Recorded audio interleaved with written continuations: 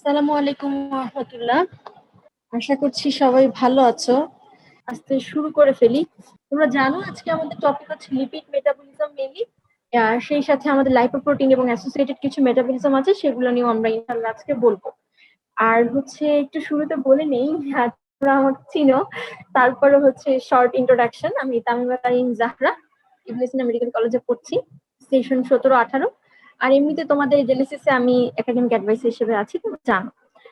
আর আরেকটা কথা একটু বলি যে আজকে তোমাদের অনেকেরই আমি জানি লিপিডটা একটু কঠিন লাগে কিছু মানুষের কাছে, কিছু মানুষের কাছে হচ্ছে লিপিডটা একটু বোরিং লাগে।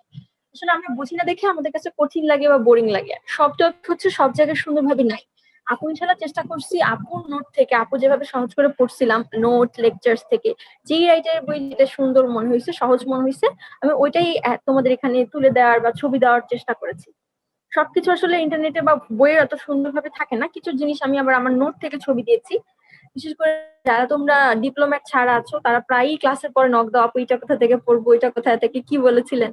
সবকিছু আসলে বারবার জনে জনে বলাটা আমার জন্য একটু কঠিন হয়ে যায়। এর জন্য আমি আজকে যেটা করেছি সেটা হচ্ছে যে আমার লেকচার থেকে আমি নোট গুলোর ছবিও সাথে অ্যাড করে দিয়েছি। বিশেষ করে যারা তোমরা নন ডিপ্লোমেট আছো, যারা রেকর্ড পাও না, তাদের জন্য হচ্ছে যাতে একটু সহজ হয়, এই জন্য আমি আসলে এটা করেছি। একটু ধৈর্য নিয়ে তোমরা শেষ পর্যন্ত থাকো, ইনশাল্লাহ আশা করছি যে তোমাদের সহজ হবে, কঠিন হবে না ইনশাল্লাহ। আজকের ক্লাসের পর থেকে তোমরা একটু কিছু হলেও ইনশাল্লাহ উপকৃত হতে পারবে।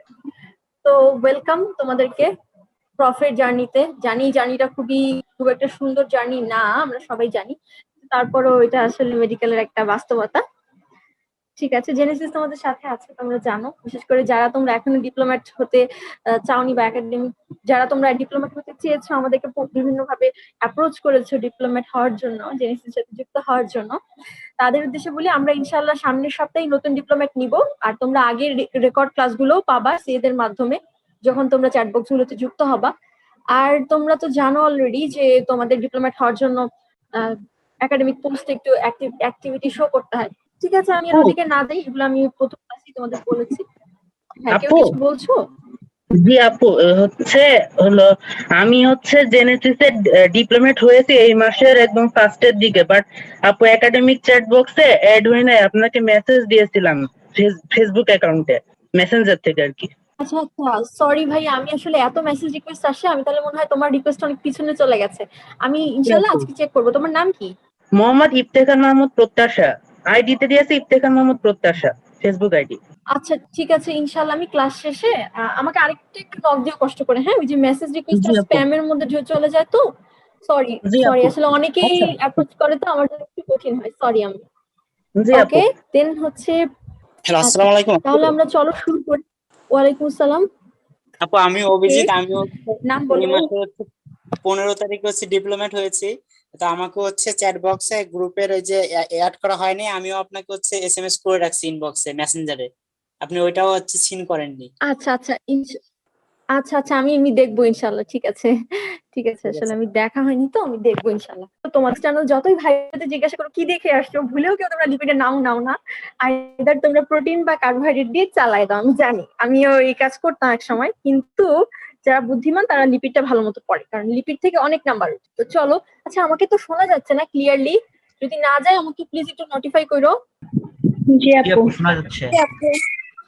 আচ্ছা, চলো, আমাদের লিপিড মেটাবলিজম, তাই না? মেটাবলিজমের মধ্যে আমরা জানি কিছু থাকে তোমার অ্যানাবলিক, কিছু থাকে তোমার ক্যাটাবলিক। অ্যানাবলিক মানে হচ্ছে কোনো কিছু সিনথেসিস হবে, সেটা হচ্ছে অ্যানাবলিক। ক্যাটাবলিক মানে হচ্ছে কোনো কিছু ব্রেকডাউন হবে, সেটা হচ্ছে ক্যাটাবলিক। তো অ্যানাবলিক যে পাথওয়েগুলো আমাদের আছে সেগুলোর মধ্যে লিপিডের ক্ষেত্রে দেখো সবার আগে আছে হচ্ছে লাইপোজেনেসিস। লাইপোজেনেসিস মানে কি? নতুন fat synthesis of fatty acid, fatty acid synthesis হবে। তারপর দেখো synthesis of try aside glycerol from fat. আচ্ছা, ট্রাই অ্যাসাইড গ্লিসারলটাকে আমরা ফ্যাট বলি। এখানে দেখো একটা জিনিস আমরা ভুল করি, সেটা হচ্ছে ফ্যাটি অ্যাসিড সিনথেসিসটা হচ্ছে লাইপোজেনেসিস। ঠিক আছে, এটা আমাদের টিচার জিজ্ঞেস করেছে লাইপোজেনেসিস, অনেকে মনে করে কি লাইপোজেনেসিস লিপিড থেকে আসছে, তার মানে ফ্যাট সিনথেসিসটা মনে হয় লাইপোজেনেসিস, বাট এটা একটু ভুল। ফ্যাটি অ্যাসিড যেটা, ফ্যাটি অ্যাসিড সিনথেসিসটাকে আমরা বলি লাইপোজেনেসিস। আর ট্রাই অ্যাসাইড গ্লিসারল বা ডাইটারি ফ্যাট যেটা, এটার সিনথেসিসটা হচ্ছে এটা আলাদা, বুঝছো? এছাড়া দেখো সিনথেসিস অফ কোলেস্টেরল আছে, এটা খুবই ইম্পর্টেন্ট। তারপর দেখো কিটোজেনেসিস। কিটোজেনেসিস মানে হচ্ছে synthesis of ketone body. Ketone body synthesis. তারপর দেখো synthesis of ketone body synthesis. Ketone body সিনথেসিসটাও খুবই ইম্পর্টেন্ট আমাদের, এবং কিটোন বডি থেকে অনেক প্রশ্ন হয় আপু, এটা ইনশাল্লাহ একটু অনেক সময় নিয়ে বলবো। কোলেস্টেরলটাও খুব ডিটেলসে বলবো। আচ্ছা, এরপর দেখো সিনথেসিস অফ ইকোসেনয়েডস এন্ড হচ্ছে লাইপোপ্রোটিনস। ইকোসেনয়েডসটা তো তোমরা জানোই, হচ্ছে গিয়ে আমাদের এই যে আমাদের মেমব্রেনে যে ফসফোলিপিড গুলো আছে, তাই না? ওইটা তোমার ব্রেকডাউন হয় in presence of phospholipase A2। তারপর ওখান থেকে তোমার দুইটা পাথওয়ে হয়, তাই না? সাইক্লো অক্সিজেনাস পাথওয়ে আর একটা হচ্ছে লাইপো অক্সিজেনাস পাথওয়ে। তো এইটা হচ্ছে তোমাদের একটু লাগে। এটা যদি সবার লাস্টের সময় পাই তাহলে আমি তোমাদের ইকোসেনয়েডসটা বলবো, নাইলে আবার না হলে হচ্ছে এটা আমি পরে বলে দিব ইনশাল্লাহ। লাইপোপ্রোটিনটাও অনেক ভাস্ট, কিন্তু আমাদের সবকিছু লাগবে না। আমরা চেষ্টা করবো লাইপোপ্রোটিন থেকে একদম বেসিক যেগুলো না হলেই না ওইটুকু একটু বলার। এরপর দেখো সিনথেসিস অফ ফসফোলিপিড আর গ্লাইকোলিপিড।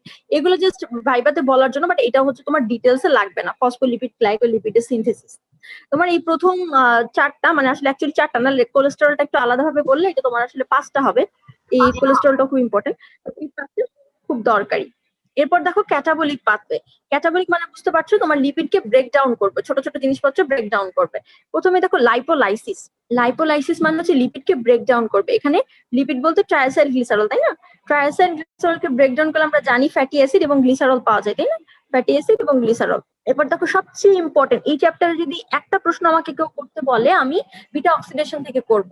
এখানে তোমার হচ্ছে beta oxidation of fatty acid, হ্যাঁ, এখান থেকে প্রশ্নটা আসবে। তো beta oxidation of fatty acid দেখো এখানে কি হবে, বিটা কার্বন, বিটা কার্বনের সাথে ফ্যাটি অ্যাসিডের বিটা কার্বন থাকবে, সেই কার্বন থেকে তোমার অ্যাসিটাইল কোয়ে ফর্ম করবে। এটাই হচ্ছে তোমার beta oxidation of fatty acid. এরপর দেখো অক্সিডেশন অফ কিটোন বডি। আমরা একটু আগে কিটোন বডি সিনথেসিস করছি, এখন আমরা সেটার ব্রেকডাউন করে ফেলবো। কিটোন বডি গুলো এক ধরনের তোমার লিপিড, ঠিক আছে? এরপর দেখো একটু আগে আমরা হচ্ছে তোমার ইকোসেনয়েড লাইপোপ্রোটিনের সিনথেসিস করেছি, এখন আমরা ওটাকে ক্যাটাবলিজম বা ব্রেকডাউন করে দিব। তারপর হচ্ছে কোলেস্টেরলের সিনথেসিস করেছি, ওই কোলেস্টেরলটা ডিগ্রেডেশন আছে ফসফোলিপিড গ্লাইকোলিপিড। এটা হচ্ছে এত ডিটেলসে লাগবে না। এছাড়া বাকিগুলো আমরা যা বললাম এগুলো আমাদের একটু ডিটেলসে দরকার হবে। এরপর দেখো আমরা আরেকটা কথা একটু বলবো, সেটা হচ্ছে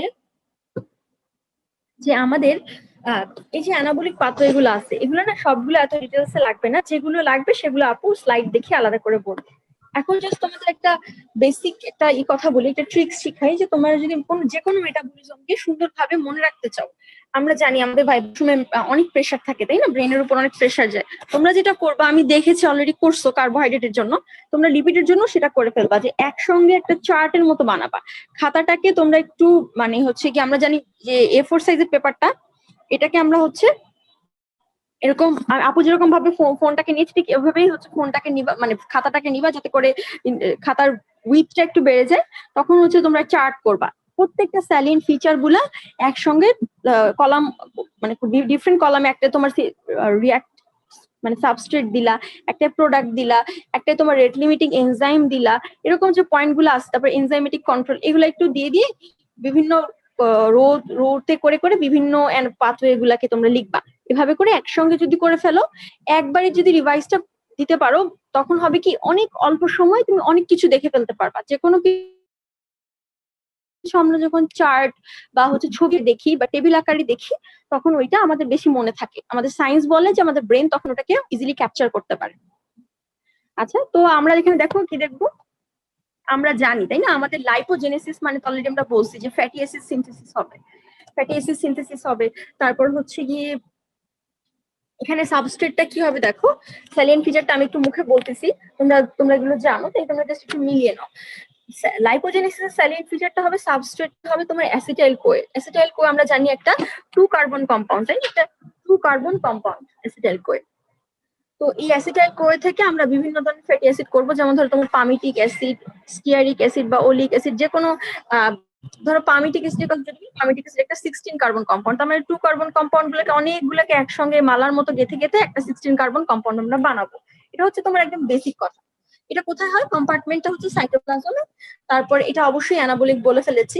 এরপর দেখো রেট লিমিটিং এনজাইম, সবগুলা রেট লিমিটিং এনজাইম লাগবে। এটা হচ্ছে এই যে কলমটা হচ্ছে রেট লিমিটিং এনজাইমের কলম করবা না খাতায়, ওই কলমটা কিন্তু অন্য ক্যাটাগরি লিখবা, যাতে করে প্রত্যেকটার মানে ডিফারেন্ট চোখে যেন ডাইরেক্ট সবার আগে যেন তোমার সাবস্ট্রেট প্রোডাক্টের পরেই তোমার জন্য রেট লিমিটিং এনজাইমটা মনে থাকে। সেটা হচ্ছে যেহেতু এটা আমার অ্যাসিটাইল কোয়ে, অনেকগুলো অ্যাসিটাইল কোয়েকে কার্বক্সিলেশনের মাধ্যমে একসঙ্গে যুক্ত করতেছে, তাই এটাকে আমরা বলবো রেট লিমিটিং এনজাইমের নাম হচ্ছে অ্যাসিটাইল কোয়ে কার্বক্সিলেস এনজাইম, ঠিক আছে? আর এটার স্পেশালিটিটা হচ্ছে মানে লাইপোজেনেসিসের স্পেশালিটিটা হচ্ছে আমার এখানে তোমার এটার হচ্ছে রিডিউসড এনএডি লাগবে, হ্যাঁ রিডিউসড এনএডিপি লাগবে। এই রিডিউসড এনএডিপিটা কোথা থেকে আসে কেউ বলতে পারবা আমাকে? কোথায় সিনথেসিস হয়, কোন পাত্রে থেকে? কেউ বলতে পারবে না? আচ্ছা আমি বলে দিই, এটা হচ্ছে হেক্সোস মনোফসফেট শান্ট থেকে। হেক্সোস মনোফসফেট শান্ট থেকে, হ্যাঁ এইচএমপি শান্ট থেকে তোমার হচ্ছে রিডিউসড এনএডিপিটা আসে। এটা হচ্ছে একটা তোমার হচ্ছে ট্রিকি কোশ্চেন। এবং এই এইচএমপি শান্টে কিন্তু আমাদের একটু রিক্যাপিচুলেট করে, কোনো এটিপি প্রোডিউস হয় না, তাই না? এটা হচ্ছে তোমার অল্টারনেটিভ গ্লুকোজ মেটাবলিজমের অল্টারনেটিভ পাথওয়ে। আপু এটা একটা কথা ছিল। আচ্ছা আমি তো স্লাইড চেঞ্জ করছি না, হ্যাঁ আমি হচ্ছে মুখে বলছি, আর এখানে তোমার এখানে এই স্লাইডই আছি, ঠিক আছে? এরপর দেখো হচ্ছে আমরা পরেরটাই যাই। পরে কি ছিল তোমার সিনথেসিস অফ ট্রাইঅ্যাসাইড গ্লিসারল। হ্যাঁ ট্রাইঅ্যাসাইড গ্লিসারলের আমি শর্টলি বলছি, যেগুলো খুব বেশি ডিটেইলসে লাগে না ওটা শর্টলি বলছি। কিছু বলছো? আচ্ছা কেউ যদি তোমার আনমিউট করে না থাকে একটু কাইন্ডলি আনমিউট করো, বাকিদের তাতে করে ইজি হবে, বুঝছো? নাহলে অনেক মানুষ তো কষ্ট হয়ে যাবে।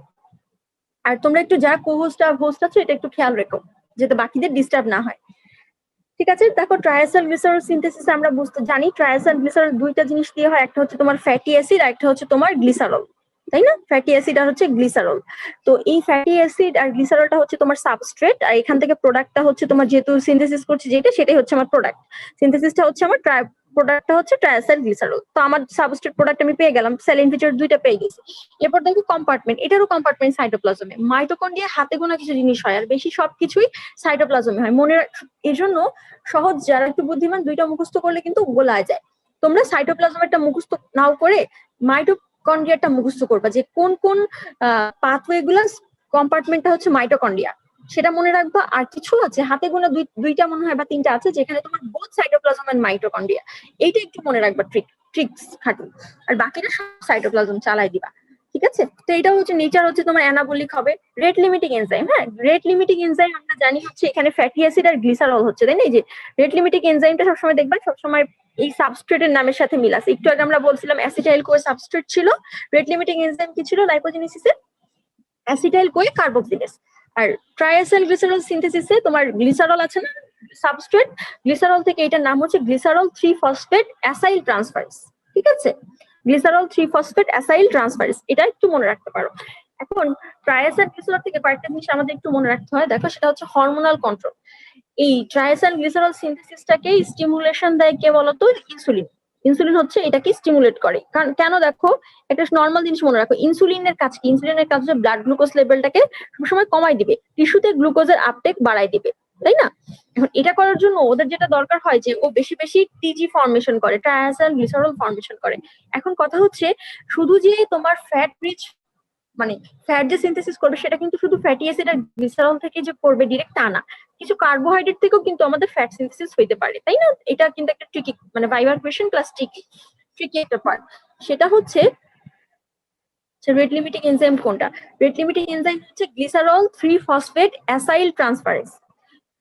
তারপর দেখো যেটা বলছিলাম যে ট্রিকি যে কোয়েশ্চেন, সেটা হচ্ছে তোমার আমাদের শরীরে যে ট্রাইঅ্যাসাইল গ্লিসারল সিনথেসিস যেটা এটা হয় হচ্ছে গিয়ে তোমার কার্বোহাইড্রেট থেকে হতে পারে, আবার ফ্যাট থেকেও হতে পারে।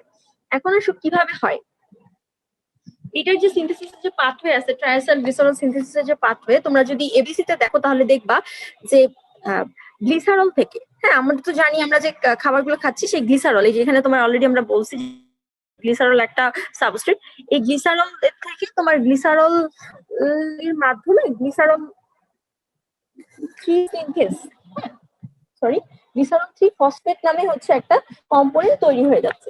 তো এই গ্লিসারল 3-ফসফেট যেটা, এটা হচ্ছে তোমার প্রথম কথা। এবং এখান থেকে গ্লিসারল থেকে যে গ্লিসারল 3-ফসফেট হচ্ছে এটা হচ্ছে তোমার ফার্স্ট স্টেপ টিজি সিনথেসিসে, যে গ্লিসারল থেকে গ্লিসারল 3-ফসফেট হচ্ছে।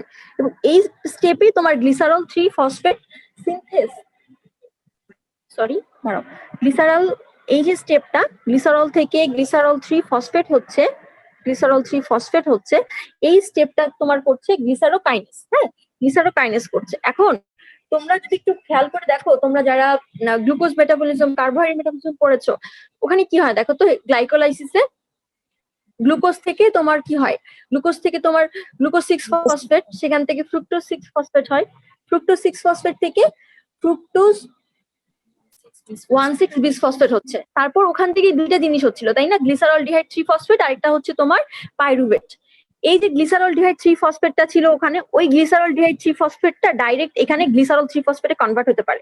ওই গ্লিসারলডিহাইড 3-ফসফেট থেকে আমরা জানি ডাইহাইড্রক্সি অ্যাসিটোন ফসফেট হচ্ছিল, ওই ডাইহাইড্রক্সি অ্যাসিটোন ফসফেট যেটা ছিল গ্লাইকোলাইসিসে, মানে মোট কথা গ্লুকোজ থেকে আসতেছিল, ওই গ্লুকোজটা থেকে তার মানে ব্রেকডাউন করে আমার আলটিমেটলি আমি ট্রাইএসাইল গ্লিসারল বানাইতে পারি। কিভাবে পারি দেখো, এই যে গ্লিসারল 3-ফসফেট এটা কনভার্ট হয়, এই গ্লিসারল 3-ফসফেটটা থেকে আলটিমেটলি আমার হচ্ছে তোমার ট্রাইএসাইল গ্লিসারল। জিনিসটা আমি যেটা বোঝানোর ট্রাই করলাম সেটা হচ্ছে তোমার মানে আমার ট্রাইএসাইল গ্লিসারলটা শুধু যে ফ্যাট থেকে আসবে তা না, it can also come from the glucose গ্লাইকোলাইসিসে ভায়া গ্লাইকোলাইসিস। বুঝছো এ কোথা থেকে আসতেছে, এটা হচ্ছে এই পাত্রে। এটা হচ্ছে আমার কথা ছিল, এর থেকে এত বেশি কঠিন কিছুই জানার দরকার নেই, যা বলছি এতটুকু যথেষ্ট। আচ্ছা, এরপর দেখো আমি একটা কথা একটু বলবো যে ট্রাইসাইড গ্লিসারলের টাইপ বা ফ্যাটের টাইপ, আমাদের বডিতে দুই ধরনের ফ্যাট আছে, যেটা একটু যারা একটু ভালো করো তাদেরকে জিজ্ঞেস করো। একটা হচ্ছে তোমার হোয়াইট ফ্যাট আর একটা হচ্ছে ব্রাউন ফ্যাট। মনে রাখবা ব্রাউন, বিতে ব্রাউন, বিতে বাচ্চা। ব্রাউন ফ্যাটটা হচ্ছে চিলড্রেনে বেশি থাকে ব্রাউনটা, আর হোয়াইটটা হচ্ছে আমাদের অ্যাডাল্টদের বেশি থাকে। আচ্ছা, আরেকটা একটু অফ টপিক বলি, যেটা হচ্ছে আমাকে ফিজিওলজিতে ভাইবাতে জিজ্ঞাসা করছিল,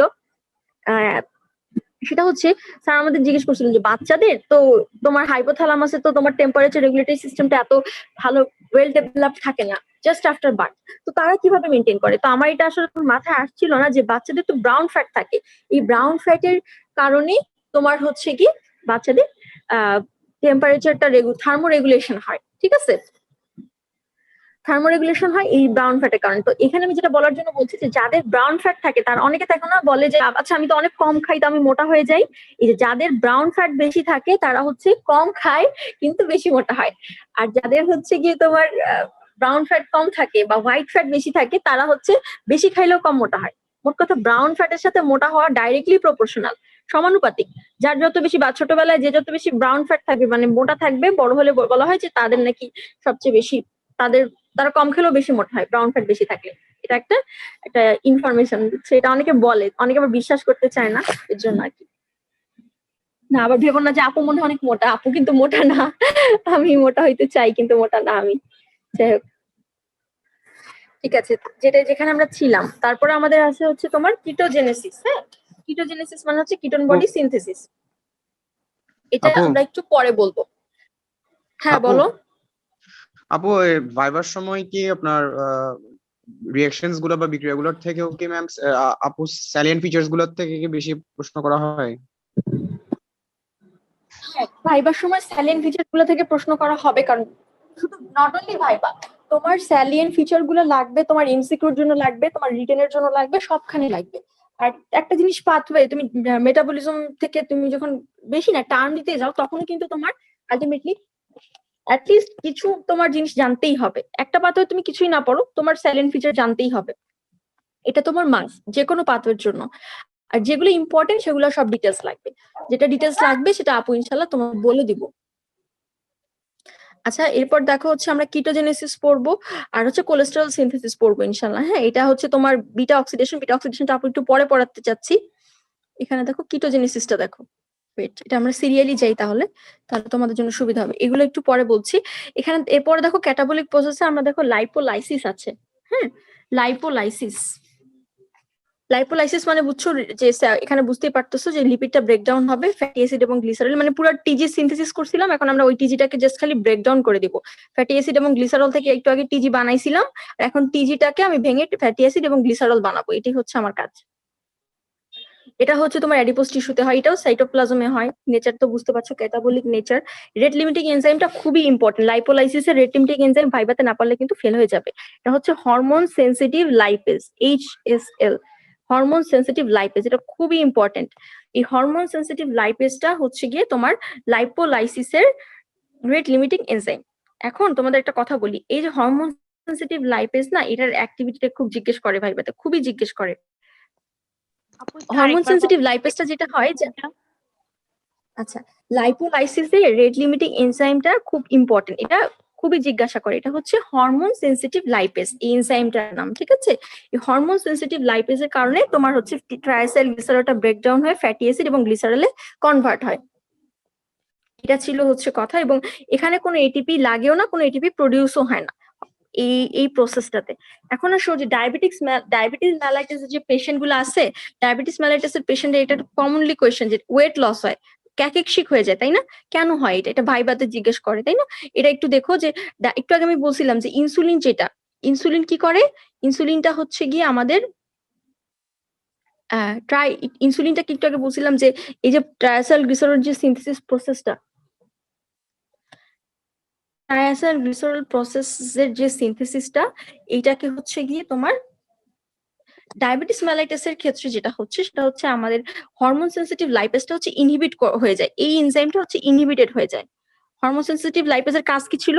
ট্রাইসাইল গ্লিসারলকে ব্রেকডাউন করা বা ফ্যাটকে ব্রেকডাউন করা। তো এটা যদি ইনহিবিটেড হয়, মানে এটাকে তো নর্মালি তোমার ইনসুলিন হরমোনটা এটাকে স্টিমুলেট দিয়ে রাখে, কিন্তু ডায়াবেটিস মেলাইটাসের পেশেন্টদের তো ইনসুলিন থাকে না, যার জন্য তোমার হরমোন সেনসিটিভ লাইপেজটা ইন অ্যাবসেন্স অফ ইনসুলিন এটা হচ্ছে তোমার ইনহিবিট হয়ে যায়।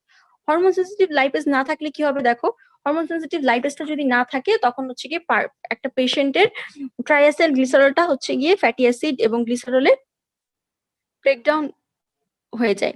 তো ব্রেকডাউন হয়ে যাওয়ার কারণে তোমার হচ্ছে গিয়ে তখন হরমোন সেনসিটিভ লাইপেজটা যদি না থাকে তখন হচ্ছে তোমার ব্রেকডাউন হয়ে যাওয়ার কারণে তোমার হচ্ছে মানে পেশেন্টটার, মানে ডায়াবেটিক যে পেশেন্ট থাকে তার হচ্ছে তোমার ওয়েট লস হয়। তো এখানে একটা জিনিস যেটা বলতে চাচ্ছি, এত কিছু জানার দরকারই নেই, ডায়াবেটিস মেলাইটাসে কেন হচ্ছে একটা মানুষের ওয়েট লস হয়, এটা হচ্ছে একটা কোয়েশ্চেন, এটা হচ্ছে অনার্স লেভেলের কোয়েশ্চেন, যে হরমোন সেনসিটিভ লাইপেজটাকে আমার নর্মালি ইনসুলিন দিয়ে এটা ইনহিবিট করা থাকে, ইনসুলিন ওকে ইনহিবিট করে রাখে, কিন্তু ডায়াবেটিস পেশেন্টদের ইনসুলিন থাকে না, তাই এটা ইনহিবিট হয়ে যায় না, এটার কাজটা অনেক বেশি বেশি হবে তখন। তার মানে বেশি বেশি হওয়া মানে কি, বেশি বেশি টিজি ব্রেকডাউন হয়ে বেশি বেশি ফ্যাটি অ্যাসিড এবং গ্লিসারল হবে। ফ্যাট বেশি যদি লাইপোলাইসিস হয়ে যায় তখন পার্সেন্টটা কি হবে, ওয়েট লস হয়ে যাবে। বুঝছো, ব্যাপারটা হচ্ছে এরকম। এর জন্য আমরা বলি কি জানো, ডায়াবেটোজেনিক হরমোন কাকে বলে? ডায়াবেটোজেনিক হরমোন হচ্ছে যে তোমার গ্লুকাগন, থাইরক্সিন, ক্যাটাকোলামাইন, এগুলো হচ্ছে আমাদের ব্লাড সুগারকে বাড়ায় দেয়, এই জন্য এটাকে আমরা বলি ডায়াবেটোজেনিক হরমোন। এটাও একটা ভাইবা কোশ্চেন।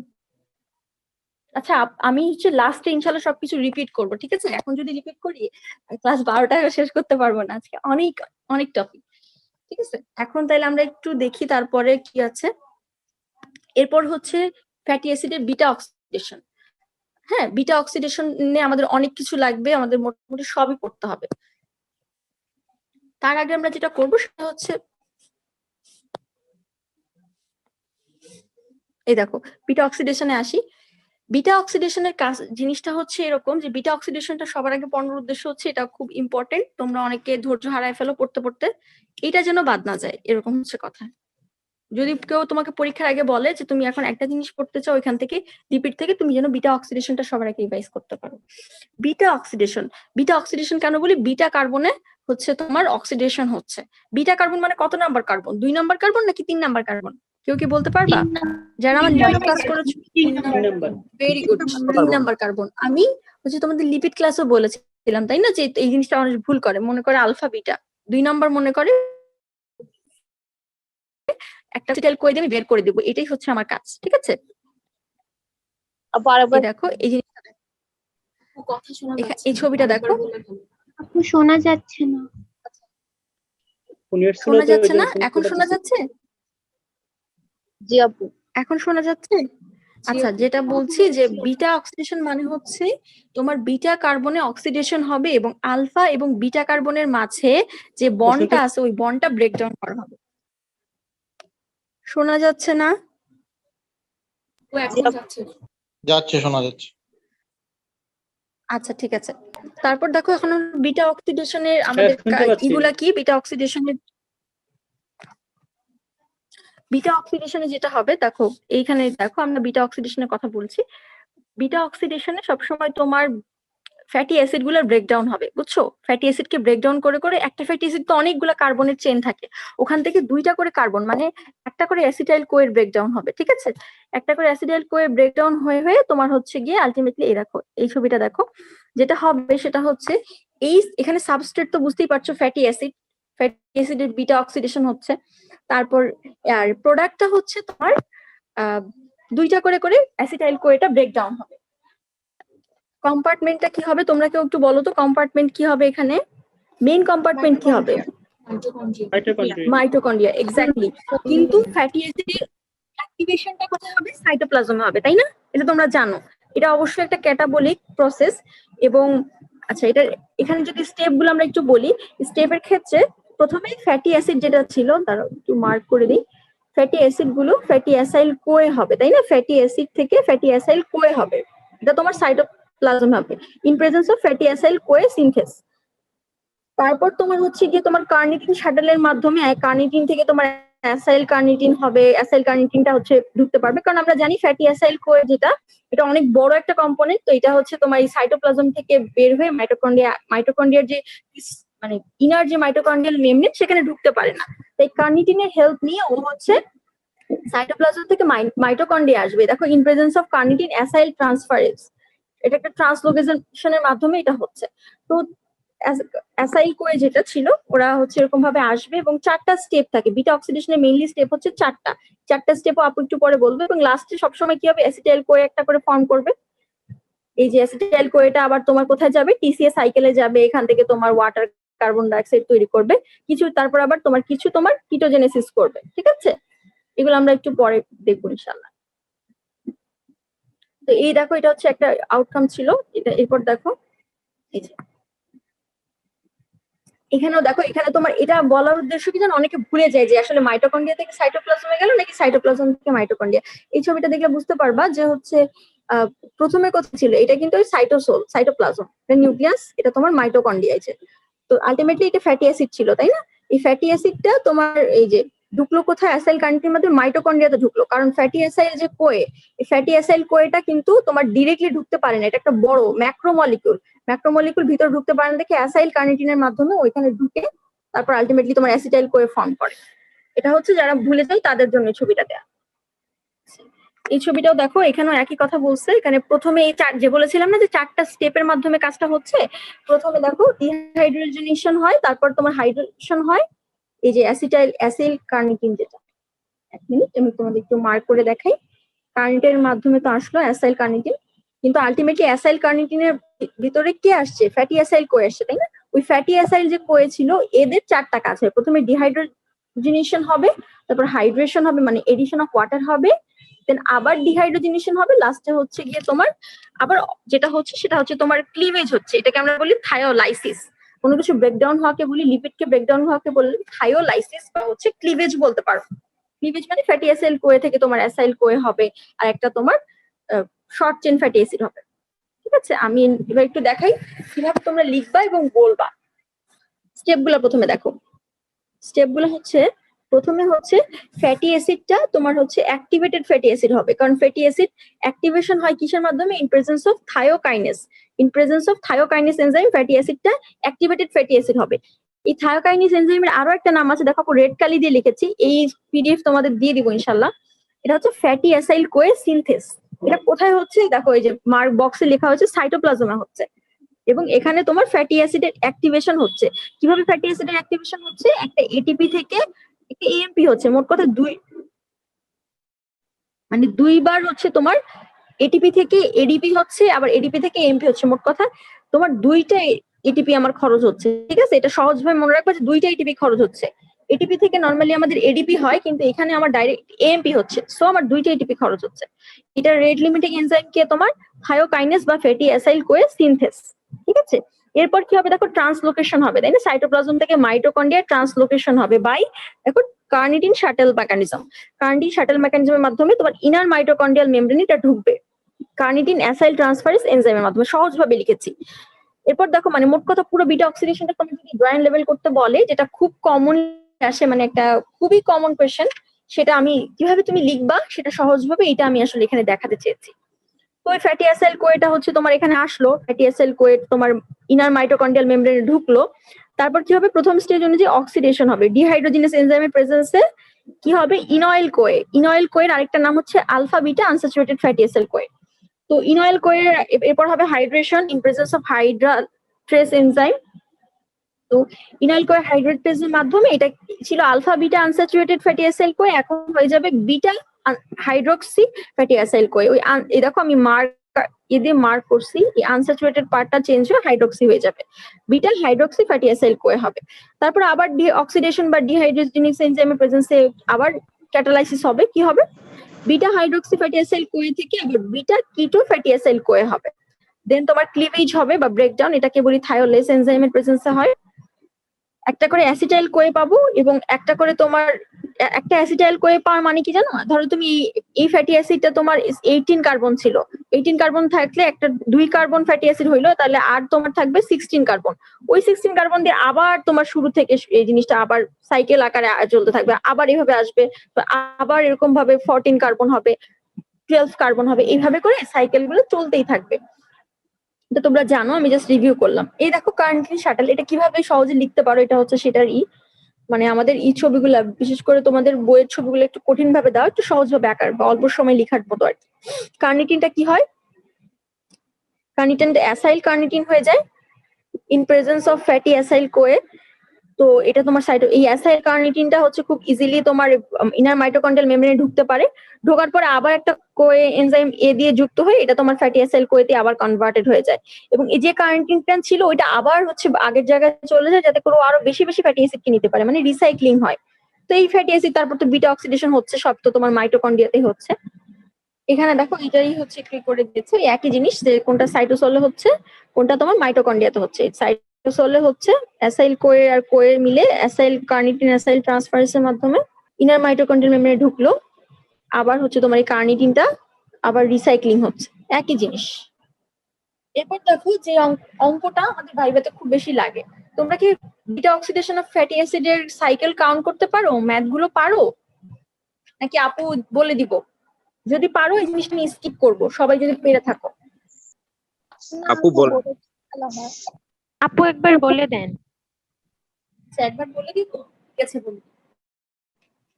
দেখো এটিপি ক্যালকুলেশন, একটা ফ্যাটি অ্যাসিড থেকে বিটা অক্সিডেশন হয়ে ফ্যাটি অ্যাসিডকে আমি কেন বিটা অক্সিডেশন করি বলো তো, এনার্জির জন্য বিটা অক্সিডেশন করি, রাইট? আমার হার্ট আমার ফ্যাটি অ্যাসিড থেকে এনার্জি পায়। তারপর হচ্ছে এই যে আমার বিটা অক্সিডেশনটা খুব ইম্পর্টেন্ট, কারণ আমার এখান থেকে হিউজ এনার্জি, এই এনার্জিটা আমার বডির বিভিন্ন মেটাবলিক পাথওয়ে গুলোতে হেল্প করে, আমার বিভিন্ন অ্যাক্টিভিটি গুলোকে ওরা রেগুলেট করছে। এখন দেখো যে একটা যদি 16 কার্বন কম্পাউন্ড হয়, সহজভাবে বলি, দেখো একটা 16 কার্বন কম্পাউন্ড, একটা 16 একটু আগে বলেছিলাম তাই না, যে একটা 16 কার্বন কম্পাউন্ড, হ্যাঁ, এটাকে আমার বিটা অক্সিডেশন করে ভাঙতে হবে। কতবার বিটা অক্সিডেশন হবে এটা হচ্ছে সবার আগে আমার জানতে হবে, কারণ একটা বিটা অক্সিডেশন হইলে আমরা তারপর মানে সাইকেল কাউন্ট করে তারপর আমরা হচ্ছে জানতে পারবো যে কত এটিপি। তো সাইকেল কাউন্ট করার জন্য যেটা করতে হয়, যে একটা ফর্মুলা আছে, এই যে একটা হচ্ছে ইভেন নাম্বারের জন্য ফর্মুলা, ইভেন নাম্বারের ফ্যাটি অ্যাসিডের জন্য, আর একটা হচ্ছে তোমার অড নাম্বার মানে 17 18 কার্বনের জন্য, বুঝছো? তো আমরা যেটা করবো সেটা হচ্ছে ইভেন নাম্বারের ফর্মুলাটা আমাদের লাগবে আপাতত, আমরা এখন ইভেন নাম্বারে আসি। ইভেন নাম্বার কার্বন কন্টেইনিং যে ফ্যাটি অ্যাসিডটা আছে তার ক্ষেত্রে বিটা অক্সিডেশন হওয়ার ফর্মুলা হচ্ছে n/2 - 1। n মানে হচ্ছে এই যে কার্বন সংখ্যাটা, এখানে n হচ্ছে 16, তার মানে 16/2, 8 - 1 মানে হচ্ছে আমার 7, মোট কথা হচ্ছে 7 বার, তার মানে আমার এখানে বিটা অক্সিডেশন হবে n/2 - 1, এটা মনে রাখতে হবে। তার মানে একটা 16 কার্বন কম্পাউন্ডে আমার 7 টাইম বিটা অক্সিডেশন হবে। আচ্ছা এবার একটা জিনিস মনে রাখো, যে যতবার বিটা ইভেন নাম্বারের ক্ষেত্রে যতবার বিটা অক্সিডেশন হবে তার থেকে একবার বেশি তোমার একটা বেশি অ্যাসিটাইল কোয়ে পাবো, তত সংখ্যক FADH2 পাবো এবং তত সংখ্যক NADH পাবো। সহজ কথা, হ্যাঁ, আমি এত কঠিন গেলাম না, কারণ তোমাদের সামনে এত মাথা নষ্ট করার কোনো দরকার নেই। ইভেন নাম্বারের ক্ষেত্রে যতবার বিটা অক্সিডেশন সাইকেল তার থেকে একটা বেশি তোমার অ্যাসিটাইল কোয়ে পাবো, কারণ প্রত্যেকবার একটা করে অ্যাসিটাইল কোয়ে হচ্ছে, লাস্ট বারও একটা হবে, আর ঠিক তত সংখ্যক FADH2 তত সংখ্যক NADH পাবো, ঠিক আছে? তার মানে আমার এখানে তো তোমার 7 বার বিটা অক্সিডেশন হয়েছিল, তার মানে আমি পাবো 7টা FADH2, 7টা NAD এবং 8টা অ্যাসিটাইল কোয়ে। একটা অ্যাসিটাইল কোয়ে একটা বেশি থাকবে, মনে রেখো, এটা শুধুমাত্র ইভেনের ক্ষেত্রে। তো এখন আসো একটা অ্যাসিটাইল কোয়ে তোমার যদি TCA সাইকেলে ঢুকে, তাহলে ও কয়টা ATP প্রডিউস করতে পারে? একটা অ্যাসিটাইল কোয়ে TCA সাইকেলে ঢুকলে 12টা ATP প্রডিউস হয়, একটা এসিটাইল কোয়ে থেকে 12টা এটিপি প্রডিউস হয়, তাই না? তাহলে 12 গুণ 8, 8 12 কত 96, তাহলে আমার এখানে 96টা এটিপি হলো। একটা FADH2 কয়টা এটিপি পায়? 2টা এটিপি পায়, তাহলে আমার 7 দুগুণ 14, এখানে আমার 14টা এটিপি হলো। এরপর দেখো 7টা NADH, একটা NADH থেকে আমার 3টে এটিপি আসে, তাহলে 7টা 3 সাথে 21টা। মোট কথা আমি এই জিনিসগুলো পাইলাম, এদের এটিপি গুলো আমি ক্যালকুলেট করে ফেললাম এখানে। এটিপি গুলো ক্যালকুলেট করা হয়ে গেলে যেটা হবে যে আমি এগুলোকে যোগ করব, যে আমার টোটাল কতটুকু প্রোডাকশন হলো। প্রোডাকশন হলো হচ্ছে আমার, তার মানে তিনটাকে যোগ করলে আমার আসতেছে কত, 131টা এটিপি আসছে। একটা, আমি কিন্তু ফ্যাটি অ্যাসিড অ্যাসাইল কোয়েতে আছি, ফ্যাটি অ্যাসিড থেকে ফ্যাটি অ্যাসাইল কোয়েতে যেতে আমার কিন্তু মনে আছে কিনা জানি না, আমি কিন্তু বলেছিলাম আমার 2টা এটিপি খরচ হয়। একটা এটিপি থেকে একটা AMP হচ্ছে, রাইট? তার মানে আমার 2টা এটিপি খরচ হচ্ছে এখানে আলটিমেটলি। এই 2টা মানে ইনঅর্গানিক ফসফেট বন্ড 2টা খরচ হচ্ছে। যেখানে আমার এটা হবে সেটা হচ্ছে আমি এক্সপেন্ডিচার ছিল আমার 2টা এটিপি। আমি কিন্তু আগে বলেছিলাম যে প্রথমে ফ্যাটি অ্যাসিডকে যখন অ্যাক্টিভেশন করা হয় ফ্যাটি অ্যাসিড থেকে ফ্যাটি অ্যাসিড কোয়ে, তখন আমার 2টা এটিপি খরচ হয়। তো আমার টোটাল প্রোডাকশন থেকে আমার টোটাল এক্সপেন্ডিচারটা বাদ দিতে হবে, তাইলেই না আমি নেট কতটুকু প্রোডাকশন হচ্ছে আমার শরীরে, থাকতেছে কতটুকু। তোমার কাছে কিছু টাকা আছে, ঠিক আছে, তোমার বন্ধু তোমার কাছে কিছু টাকা পায়, তুমি যদি ওর পাওনা টাকাটা ওকে দেওয়ার পরে তোমার যেটা থাকবে ওইটাই তো তোমার নিজের আলটিমেটলি, কারণ তোমার তো ঋণ ঋণ করেছো তুমি। ও এরকম 2টা এটিপি ঋণ করছিল, ওই 2টাও ফেরত দিছে। 31 থেকে 2টা বাদ দিলে 129টা, তার মানে একটা 16 কার্বন ফ্যাটি অ্যাসিড থেকে আমি 129টা এটিপি। এখন আমাকে বলো তোমরা বাকিগুলা করতে পারবা না? এখন যদি তোমাদেরকে বলি আমি একটা 18 কার্বন করো, একটা 20 কার্বন করো, তোমরা কি করতে পারবা? জি আপু। Good, very good. ঠিক আছে, তোমরা যখন পোস্ট লিখবা এই শুধু কেউ একজন শুধু ম্যাথটা নিয়ে পোস্ট লিখো। হ্যাঁ, 18 20 কার্বন গুলো হচ্ছে কি তোমরা একটু বের করে করে করে রাখবা, আপু যেমন করে রাখতাম, কারণ এটা মাঝে মধ্যে জিজ্ঞেস করে, বুঝছো? এখন কারোর মুখস্থ শক্তি ভালো থাকলে সে ডিরেক্ট মুখস্থ করে নিতে পারো, আর কারোর যদি আমার মতো হয় তাহলে সেক্ষেত্রে মানে আমার আসলে এত নিউমেরিক্যাল টার্ম খুব মুখস্থ রাখতে খুব কষ্ট হয়, যার জন্য আমি অঙ্ক করে করেই বের করে নিতে পারি। এবার অনেকে আছে ভাইবা পড়তে গেলে একটু পাজল হয়ে যায়, 7 দুগুণে 14 হবে, তারপর 3 সাথে 21 হবে, এইটা বের করতে অনেক সময় লাগে। তো এই জিনিসগুলো একটু ঠান্ডা মাথায় থাকলে পারবা ইনশাল্লাহ, কিন্তু ফর্মুলা ভুলা যাবে না, ক্যালকুলেশন ভুলা যাবে না, আর এটা রিটেনের জন্য খুবই ইম্পর্টেন্ট। এটা ছিল তোমার বিটা অক্সিডেশনের ইভেন নাম্বারের জন্য। এরপর আসো অড নাম্বারের জন্য আমি কিভাবে বিটা অক্সিডেশন করি। Odd number of fatty acid, মানে ধরো একটু আগে আমরা 16 কার্বন পড়ছি, এখন একটু 17টাই পড়ি, তাই না? 17 কার্বন ফ্যাটি অ্যাসিডের জন্য কি করি দেখো, 17 কার্বন ফ্যাটি অ্যাসিডের জন্য একই নিয়ম। এখন কথা হচ্ছে যে আমি কিন্তু 16 কার্বন জানি, মানে আমি একটা 16 কার্বনের ক্ষেত্রে কি জানতাম, n/2 - 1। এখানেও তাই করব, যে আমি অড নাম্বার যেহেতু জানি না, তাহলে আমি করব কি প্রত্যেকটা অড নাম্বারকে ইভেন নাম্বারে কনভার্ট করব। কিভাবে কনভার্ট করব, যা থাকবে তার থেকে 1 মাইনাস করে দিব। আমার 17 কার্বন ছিল, আমি 1 মাইনাস করে আমার 16 কার্বন, আমি তো 16 কার্বন পারি, আমি এটা করবো। এখানে যদি আমার 19 কার্বন থাকতো তাহলে আমি 1 মাইনাস করে আমার 18 কার্বন চলে আসতো। আমি তো 18 কার্বনের হিসাব পারি, তাই না? আমি 18 কার্বনের হিসাব করব, এটাই হচ্ছে সহজ উপায়। কিন্তু এখানে একটা কিন্তু আছে, আপু তাহলে এত কিছু কেন লিখেছি, তাই না? যদি সব এক হতো, সব এক আলটিমেটলি হবে না। তুমি সাইকেলের টার্নটা খালি তুমি ইজি করে নিতে পারো, একটা মাইনাস করে এটাকে তুমি 16 কার্বন করে নিলা, 16 কার্বন করে নিলে এটাকে, আচ্ছা আমি আমার ইনক্যানেশনটা কাজ করছে না, বুঝতে পারলাম না। তো 16 কার্বন করলে আলটিমেটলি এখানে তোমার 7টা সাইকেল হয়, তাই না? 16 আমি লিখতে পারছি না কেন জানি না, বুঝলাম না আমার। আবার শেয়ার দিই স্ক্রিন। আচ্ছা, যেটা বলছিলাম সেটা হচ্ছে যে তোমার 16 কার্বন এর জন্য আমার ছিল 7টা টার্ন, এখানেও তোমার 7টা টার্নই হবে। একটু আগে যেটা বলছিলাম দেখো, যে যে কয়টা সাইকেল হবে এটা অক্সিডেশন, ঠিক সেই কয়টা FADH2 পাবো, সেই কয়টা NADH পাবো। দেখো এখানেও কিন্তু তাই লিখেছি, এবং তার থেকে একটা বেশি অ্যাসিটাইল কোয়ে পাচ্ছিলাম। এটা ইভেন নাম্বারের জন্য ছিল। অডের ক্ষেত্রে কিন্তু যা হবে দেখো, যেই কয়টা সাইকেল সেই কয়টা অ্যাসিটাইল কোয়ে, সেই কয়টা FADH2, সেই কয়টা NADH, একটা এক্সট্রা প্রোপাইনাইল কোয়ে পাবো। এই জিনিসটা একটু মাথায় রাখতে হবে যে একটা এক্সট্রা কি পাবো, প্রোপাইনাইল কোয়ে, ঠিক আছে? তো এই যে প্রোপাইনাইল কোয়েটা পাচ্ছিলাম, এই প্রোপাইনাইল কোয়েটা ছিল হচ্ছে এক্সট্রা।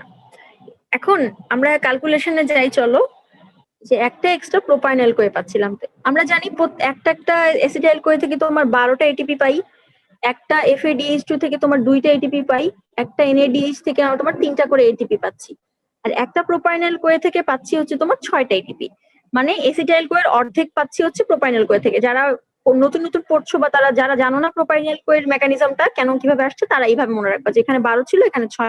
তো এইভাবে হিসাবটা করবা। দেখো এখানে 84 টাকার 7 বারং 84, আর এখানে হচ্ছে 1টা থেকে 6টা আসছে।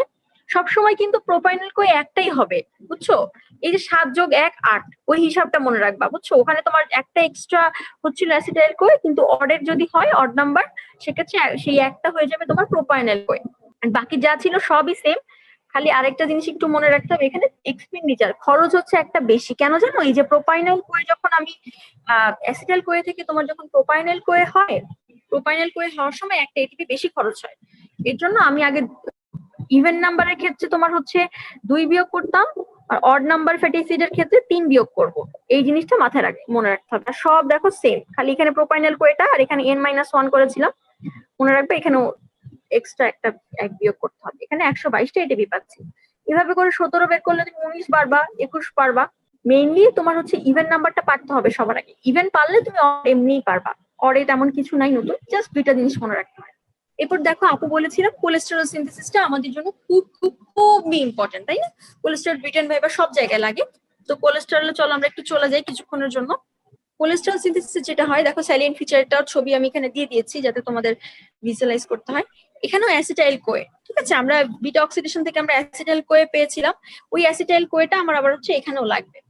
ওই অ্যাসিটাইল কোয়েটা এখানে তোমার একটা সাবস্ট্রেট হিসেবে কাজ করবে, আর প্রোডাক্ট হচ্ছে তোমার কোলেস্টেরলই, তাই না? আমরা কোলেস্টেরল সিনথেসিস, আমরা প্রোডাক্ট তো কোলেস্টেরলই হবে। সাবস্ট্রেট হচ্ছে অ্যাসিটাইল কোয়ে। সাইড দেখো liver, kidney, intestine, skin, adrenal cortex, renal tissue, কোনার, যেখানে যেখানে তোমার মোট কথা কোলেস্টেরল থাকা সম্ভব সবখানে। আচ্ছা, কম্পার্টমেন্ট জানি আমরা, সাইটোপ্লাজম। প্রসেস হচ্ছে অ্যানাবলিক প্রসেস। এরপর দেখো হচ্ছে রেট লিমিটিং এনজাইম। এই যে এটা খুবই ইম্পর্টেন্ট, রেট লিমিটিং এনজাইমটা হচ্ছে HMG কোয়ে রিডাকটেস, আর কোএনজাইম হচ্ছে রিডিউসড NADH। ঠিক আছে, এনজাইম কোএনজাইমটা খুব ইম্পর্টেন্ট। এই এনজাইমটা কি স্টিমুলেশন দেয় হচ্ছে ইনসুলিন আর থাইরয়েড হরমোন, আর ইনহিবিট দেয় হচ্ছে গ্লুকাগন। মনে রাখবে ইনসুলিনের উল্টা কাজ তো হচ্ছে গ্লুকাগন, তাই না? এটা আমরা সবাই জানি। ইনসুলিন ব্লাড গ্লুকোজ লেভেল কমায়, আর গ্লুকাগন হচ্ছে G for glucagon, G for glucose, তাই না? গ্লুকাগন গ্লুকোজটাকে বাড়ায়। তো আরেকটা জিনিস দেখো যে একটা এখানে একটু রেড কালি দিয়ে আপু লিখছিলাম, এটা আপুর নোটের ছবি। ফার্স্ট প্রফেট আসলে এত সময় পাওয়া যায় না, এই জন্য হাতের লেখাটা অনেক পচা হয়েছে, ফার্স্ট লিখতে হয়। দেখো এটিপি, দেখো একটা 18টা এটিপি লাগে। একটা কোলেস্টেরল বানাইতে তোমার 18টা এটিপি খরচ হয়। এই জিনিসটা একটু যারা ভালো করো তাদের জন্য। 18টা ATP, 18 ATP needed for 1 molecule of cholesterol synthesis, ঠিক আছে? আর এখানে রেট লিমিটিং এনজাইম হচ্ছে HMG কোয়ে রিডাকটেস। এই যে HMG কোয়ে রিডাকটেস, এখানে দেখো এটা হচ্ছে তোমার রেট লিমিটিং এনজাইম। এখন দেখো সিনথেসিসের স্টেপ গুলা। সিনথেসিসে প্রথমে দেখো অ্যাসিটাইল কোয়ে ছিল, প্রথমে ছিল আমরা অ্যাসিটাইল কোয়ে, হ্যাঁ সবার উপরে দেখো অ্যাসিটাইল কোয়ে ছিল। অ্যাসিটাইল কোয়ের সাথে আরো একটা অ্যাসিটাইল কোয়ে, মানে 2টা acetyl CoA in presence of thiolase enzyme. Right সাইডের ফিগারটাই দেখো, in presence of thiolase enzyme কি হলো? সিনথেসিস 1 নাম্বার স্টেপটা আমরা বলেছি সিনথেসিস অফ HMG কোয়ে, ঠিক আছে? HMG কোয়ে সিনথেসিস হলো এই যে ফার্স্ট স্টেপটা, দাঁড়াও মার্ক করে দেখালে তোমাদের ইজি হবে। এই যে ফার্স্ট স্টেপটা এখানে বলেছি, এটা হচ্ছে তোমার HMG কোয়ে সিনথেসিস হবে। HMG কোয়ের সিনথেসিস হবে।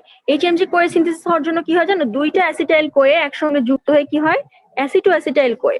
2 যোগ 2 মানে 4 কার্বন বিশিষ্ট অ্যাসিটো অ্যাসিটাইল কোয়ে হয় in presence of thiolase enzyme.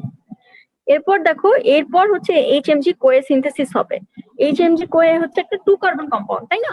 তো 6 কার্বন কম্পাউন্ড, আর এখানে তোমার এই দুইটা মিলে 4টা কার্বনের অ্যাসিটো অ্যাসিটাইল কোয়ে ছিল। তার মানে আরো 2টা কার্বন তোমাকে যুক্ত করতে হচ্ছে। কিভাবে? আরো একটা অ্যাসিটাইল কোয়ে আমি নিচ্ছি। প্রথমে 2টা অ্যাসিটাইল কোয়ে নিয়ে আমি কি করলাম? অ্যাসিটো অ্যাসিটাইল কোয়ে। তারপর আরো একটা এই অ্যাসিটো অ্যাসিটাইল কোয়ের সাথে আরো একটা অ্যাসিটাইল কোয়ে মিলে ফর্ম করলাম কি? HMG Koi in presence of HMG Koi synthase. কারণ আমি এটা সিনথেসিস করছি HMG কোয়ে কে, তাই এটার নাম হচ্ছে HMG কোয়ে সিনথেস। এখন আসো, যারা একটু ভালো করো তাদেরকে জিজ্ঞেস করে কোলেস্টেরল কিন্তু আমি যা যা বলবো প্রত্যেকটা কথা রিটেল এবং ভাইবার জন্য ইম্পর্টেন্ট। দেখো বিটা 3 হাইড্রোক্সি, বিটা বা 3 হাইড্রোক্সি বলতে পারো আর কি জিনিসটা, হ্যাঁ অর দিয়েছি। এভাবে বলতে পারো beta hydroxy beta methyl গ্লুটারাইল Koi.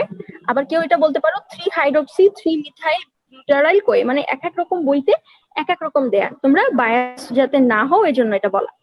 যে এই HMG কোয়ের আরেকটা নাম আছে, টিচার এটা জানতে চাই যারা ভালো করো তাদের কাছে, যে এটা হচ্ছে beta hydroxy beta methyl গ্লুটারাইল Koi. এরপর আসো এইচএমজি কোয়ে আমার ফার্স্ট স্টেপ হয়ে গেছে। এরপর দেখো ফর্মেশন অফ মেভালোনেট। মেভালোনেট একটা 6 কার্বন কম্পাউন্ড।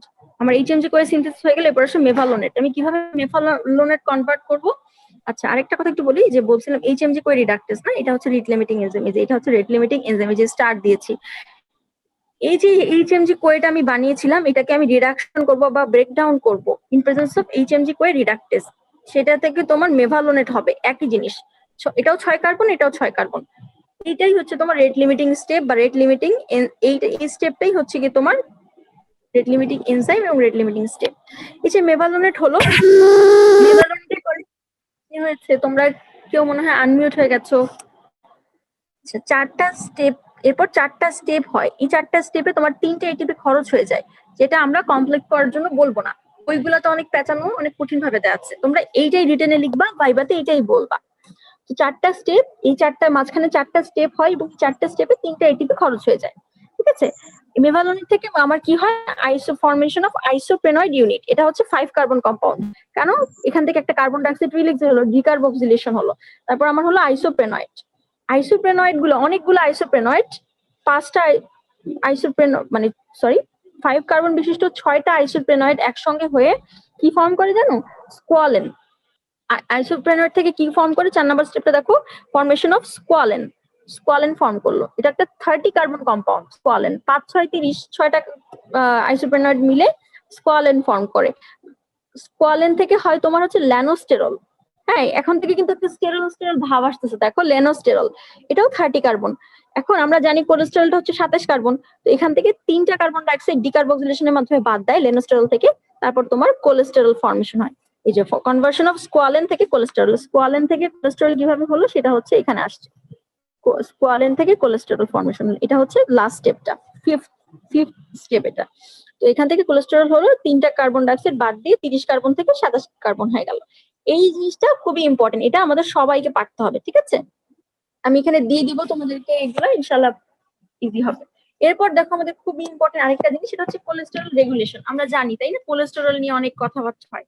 একটু আগে আপু বলেছিলাম রেগুলেটরি স্টেপ, কারণ মনে আছে এইচএমজি কোয়ে থেকে মেভালোনেট যে হচ্ছে, এই স্টেপটা হচ্ছে আমার regulatory step in presence of HMG CoA reductase enzyme. ঠিক আছে, এই স্টেপটাকে বিভিন্ন ড্রাগের মাধ্যমে, বিভিন্ন ওয়েতে তোমার হরমোনের মাধ্যমে রেগুলেশন হচ্ছে। কিছু আছে তোমার ফিডব্যাক রেগুলেশন। ফিডব্যাকটা কিভাবে হচ্ছে দেখো, ফিডব্যাক রেগুলেশন যেটা, সেটা হচ্ছে নেগেটিভ ফিডব্যাকের মাধ্যমে। যখন তোমার কোলেস্টেরলটা অনেক বেশি, দেখো এই যে যখন তোমার কোলেস্টেরল অনেক বেশি, তখন কিন্তু যখন তোমার কোলেস্টেরলটা অনেক বেশি, তখন ও হচ্ছে নেগেটিভ ফিডব্যাক দিচ্ছে তোমার, মানে হচ্ছে নেগেটিভ ফিডব্যাক যে আমার আর লাগবে না। আবার যখন কোলেস্টেরলটা অনেক কম আমার শরীরে, তখন হচ্ছে ও বলছে যে আমার তখনও নেগেটিভ ফিডব্যাক দিচ্ছে যে আমার কোলেস্টেরলটা বেশি বেশি সিনথেসিস করতে হবে। এটা হচ্ছে তোমার নেগেটিভ ফিডব্যাক, এটা তোমরা সবাই বুঝো। এরপর দেখো হরমোনাল রেগুলেশন। পরের স্লাইডে দেখো হরমোনাল রেগুলেশন, কিভাবে হরমোন দিয়ে রেগুলেশন হয়। আমরা বলছিলাম একটু আগে এখানে যে এই যে এইচএমজি কোয়ে, সরি এই যে এইচএমজি কোয়ে রিডাক্টেস আছে, এই এইচএমজি কোয়ে রিডাক্টেস কে স্টিমুলেশন দেয় হচ্ছে তোমার ইনসুলিন আর থাইরয়েড হরমোন, আর এটাকে ইনহিবিট করবে হচ্ছে গ্লুকাগন আর হচ্ছে কর্টিসল। মোট কথা, আমার যখন ইনসুলিন লেভেল বেশি থাকবে, তখন আমার এইচএমজি কোয়ে রিডাক্টেস বেশি হবে, বেশি বেশি কোলেস্টেরল সিনথেসিস হবে। হ্যাঁ, ইনসুলিন লেভেল বেশি থাকবে। আর যখন তোমার ডায়াবেটিক মেলাইটাস টাইপের পেশেন্ট গুলো থাকবে, যাদের ইনসুলিন কম, মানে যাদের গ্লুকাগনের অ্যাক্টিভিটিটা আপার হ্যান্ড আছে, তারা তাদের ক্ষেত্রে যেটা হবে যে হচ্ছে গিয়ে তোমার এই কোলেস্টেরল সিনথেসিসটাকে ইনহিবিট করবে। কিভাবে? এই এনজাইমটাকে, এইচএমজি কোয়ে রিডাক্টেস এনজাইমটাকে ইনহিবিট করবে। এই এনজাইমটাকে ইনহিবিট করা মানে আলটিমেটলি এই প্রসেসটাকে, এই স্টেপটাকে ইনহিবিট করা। এই স্টেপটাকে ইনহিবিট করলে কিন্তু তোমার পুরা মেভালোন, যে এইচএমজি কোয়ে থেকে মেভালোনেট হচ্ছে ইন প্রেজেন্স অফ রিডাক্টেস, এটাকে ইনহিবিট করা মানে পুরো কোলেস্টেরল সিনথেসিসটাকে আলটিমেটলি তোমার ইনহিবিট করে দেওয়া। আবার যদি ইনসুলিন বেশি থাকে, তখন এটাকে স্টিমুলেশন দিবে এইচএমজি কোয়ে রিডাক্টেসকে, তখন বেশি বেশি এইচএমজি কোয়ে থেকে মেভালোনেট হবে, বেশি বেশি তোমার কোলেস্টেরল হবে। এটা হচ্ছে তোমার একটা কথা। এরপরে বলেছি দেখো কোন, এরপরের ইয়েটাতে চলো, এরপরের কথা হচ্ছে তোমার, আমরা ফিডব্যাক বলেছি, হরমোনাল বলেছি। এরপর দেখো rate of synthesis of HMG CoA reductase by gene transcription. একটু আগে বলছিলাম হরমোন, মানে ইনসুলিন হচ্ছে এটাকে তোমার স্টিমুলেশন দিবে এইচএমজি কোয়ে রিডাক্টেসকে, আর তোমার গ্লুকাগন, ইনসুলিন আর থাইরক্সিন মানে থাইরয়েড, আর গ্লুকাগন, তারপর তোমার আর কি ছিল, গ্লুকাগনের সাথে আরেকটা ছিল, সেটা হচ্ছে কর্টিসল। গ্লুকাগন আর কর্টিসল হচ্ছে এইচএমজি কোয়েটাকে ইনহিবিট করতেছে। এখন আসি যদি এইচএমজি কোয়ে নিজেই যদি হচ্ছে বেশি বেশি সিনথেসিস হয় তখন কি হবে? মানে আমরা জানি এই সব ধরনের প্রোটিন গুলো হচ্ছে মানে সব ধরনের এনজাইম গুলো হচ্ছে তোমার প্রোটিন প্রোটিন সিনথেসিস হয় কিভাবে, তাই না? আমার প্রথমে জিনে কি হয়, রেপ্লিকেশন হয় ডিএনএ, তারপর ডিএনএ থেকে রেপ্লিকেশন থেকে ডিএনএ থেকে এমআরএনএ হয়, তাই না? তো এই যে আমরা ট্রান্সক্রিপশন বলি, ঠিক তেমনি ভাবে জিনের ট্রান্সক্রিপশনের মাধ্যমে এইচএমজি কোয়ে রিডাক্টেসের সিনথেসিস হচ্ছে। এটার সিনথেসিস যত বেশি হবে তোমার কোলেস্টেরল লেভেল তত বেশি থাকবে, আবার এটার সিনথেসিস কমে গেলে কোলেস্টেরল লেভেলটাও তোমার হচ্ছে কমে যাবে, বাড়লে বাড়বে কমলে কমবে। এবার দেখো ইনহিবিশন অফ ড্রাগ, সবচেয়ে ইম্পর্টেন্ট কথা, এটা হচ্ছে প্রফের ভাইবাতে সবচেয়ে বেশি জিজ্ঞেস করে যে রেগুলেশনের মধ্যে বলো তো ড্রাগের দিয়ে কিভাবে রেগুলেশন হয়। কিছু কিছু ড্রাগ আছে যেমন ধরো তোমাদের এখন যদিও জানাটা জরুরি, স্ট্যাটিন গ্রুপের ড্রাগ। হ্যাঁ, স্ট্যাটিন তোমাদের বাসায় বৃদ্ধ কেউ যদি থাকে হাইপার কোলেস্টেরলেমিয়া, তারা খায় দেখবা অ্যাটরভাস্টাটিন, মেভাস্টাটিন, লোভাস্টাটিন, মানে এগুলো হচ্ছে জেনেরিক নেম। এই যে স্ট্যাটিন গ্রুপের ড্রাগ, এই স্ট্যাটিন গ্রুপের ড্রাগ এটাই জিজ্ঞেস করে যে স্ট্যাটিন দুই একটা, যারা ভালো পারো তাদের দুই একটা নামও জিজ্ঞেস করে। এই স্ট্যাটিন গ্রুপের ড্রাগ গুলা কি করে জানো? এরা করে কি এইচএমজি কোয়ে রিডাক্টেসের সিনথেসিসটাকে কমায় দেয়। এইচএমজি কোয়ে রিডাক্টেসের সিনথেসিসটাকে কমায় দিবে, এইচএমজি কোয়ে কমে গেলে আলটিমেটলি তোমার কোলেস্টেরল কমে যাবে। তো যারা হাইপার কোলেস্টেরলেমিয়া, যাদের শরীরে বেশি বেশি কোলেস্টেরল আছে, আমার তাদেরকে এই স্ট্যাটিন গ্রুপের ড্রাগ দিতে হয়। স্ট্যাটিন গ্রুপের ড্রাগ দরকার না, ওদের কোলেস্টেরলটা কমে যায়। এটা কি ক্লিয়ার হয়েছে তোমাদের? নাকি আমি একাই কথা বলছি? জি আপু। আচ্ছা ঠিক আছে, চলো তাহলে আমরা পরের টপিকে যাই। আচ্ছা, একজন বলেছে আপু ড্রাগসটা আবার বলেন। ড্রাগের নাম হচ্ছে তোমার স্ট্যাটিন গ্রুপের ড্রাগ। হ্যাঁ, স্ট্যাটিন নাম যেমন ধরো তোমার, আমি বলি অ্যাটোরভাস্টাটিন, অ্যাটোরভাস্টাটিন, তারপর দেখো মেভাস্টাটিন, লোভাস্টাটিন, মেভাস্টাটিন, তারপর দেখো লোভাস্টাটিন, লোভাস্টাটিন। মোট কথা স্ট্যাটিন গ্রুপের যে আপু ড্রাগ জিন ট্রান্সক্রিপশনটা আবার বলুন। আচ্ছা, আমরা তাহলে পরের টপিকে যাই একটু। আর যা যা প্রশ্ন আছে আমি ইনশাআল্লাহ লাস্টে উত্তর দিয়ে দিব, ঠিক আছে? এরপর আসো কিটোজেনেসিস, কিটোন বডি সিনথেসিস। ঠিক আছে, কিটোজেনেসিস মানে তো বুঝতে পারতেছো কিটোন বডি সিনথেসিস। এখানে তোমার কিটোন বডির মধ্যে আমাদের দুই ধরনের কিটোন বডি আছে, ঠিক আছে? একটা হচ্ছে তোমার প্রাইমারি কিটোন বডি, একটা হচ্ছে সেকেন্ডারি। কোনটা প্রাইমারি বলো তো, আর কোনটা সেকেন্ডারি, নাম বলো। আপু প্রাইমারি হচ্ছে অ্যাসিটিওসাইল কোয়ে। হ্যাঁ, প্রাইমারিটা হচ্ছে অ্যাসিটোঅ্যাসাইল কোয়ে, না অ্যাসিটো অ্যাসিটেট। ঠিক আছে ভাই, থ্যাংক ইউ। আর সেকেন্ডারি কিটোন বডি হচ্ছে তোমার বাকি দুইটা, বিটা হাইড্রোক্সি বিউটাইরেট আর একটা হচ্ছে তোমার অ্যাসিটন। অ্যাসিটোন আর হচ্ছে তোমার বিটা হাইড্রোক্সি বিউটাইরেট, এটা হচ্ছে তোমার সেকেন্ডারি কিটোন বডি। আর প্রাইমারিটা হচ্ছে তোমার কোনটা, অ্যাসিটো অ্যাসিটেট, যেটা বা হচ্ছে তোমার অ্যাসিটো অ্যাসিটেটকে আমরা প্রাইমারি কিটোন বডি বলে থাকি। এখন আসে হচ্ছে আমরা একটু জানবো এবং এটা সম্পর্কে কিটোজেনেসিস এর পাত্র, এটা আমাদের খুব লাগে। এই ছবিটা দেখো, দুইটা আগে যেমন আমরা বলছিলাম না, দুইটা অ্যাসিটাইল কোলেস্টেরল সিনথেসিস আমাদের দুইটা অ্যাসিটাইল কোয়ে একসাথে কি হয়েছিল, অ্যাসিটোঅ্যাসাইল কোয়ে। এখানেও দেখো in presence of beta ketothiolase, beta ketothiolase বা থায়োলেস বলতে পারো, থায়োলেস দুইটা অ্যাসিটাইল কোয়ে অ্যাসিটোঅ্যাসাইল কোয়ে ফর্ম করেছে। অ্যাসিটোঅ্যাসাইল কোয়ে আবার এইচএমজি কোয়ে সিনথেসের মাধ্যমে এইচএমজি কোয়ে ফর্ম করেছে, যেটা আরেকটা নাম আমি বলেছিলাম। দেখো এখানে লেখা আছে এইচএমজি কোয়ের আরেকটা নাম beta hydroxy beta methyl গ্লুটারাইল Koi. Beta hydroxy beta methyl গ্লুটারাইল Koi থেকে তোমার এইচএমজি কোয়ে, একটু আগে ছিল এইচএমজি কোয়ে রিডাক্টেজ কোলেস্টেরলের সময়। আর কিটোন বডিতে দেখো এইচএমজি কোয়ে লাইস, এটা একটু জানতে হবে, এইচএমজি কোয়ে লাইস। ঠিক আছে, এইচএমজি কোয়ে লাইসের মাধ্যমে ব্রেকডাউন হয়। লাইসের কাজ হচ্ছে লাইসিস করা, তো এইচএমজি কোয়েকে ও ব্রেকডাউন করে কি ফর্ম করে, অ্যাসিটোঅ্যাসাইটেট ফর্ম করে।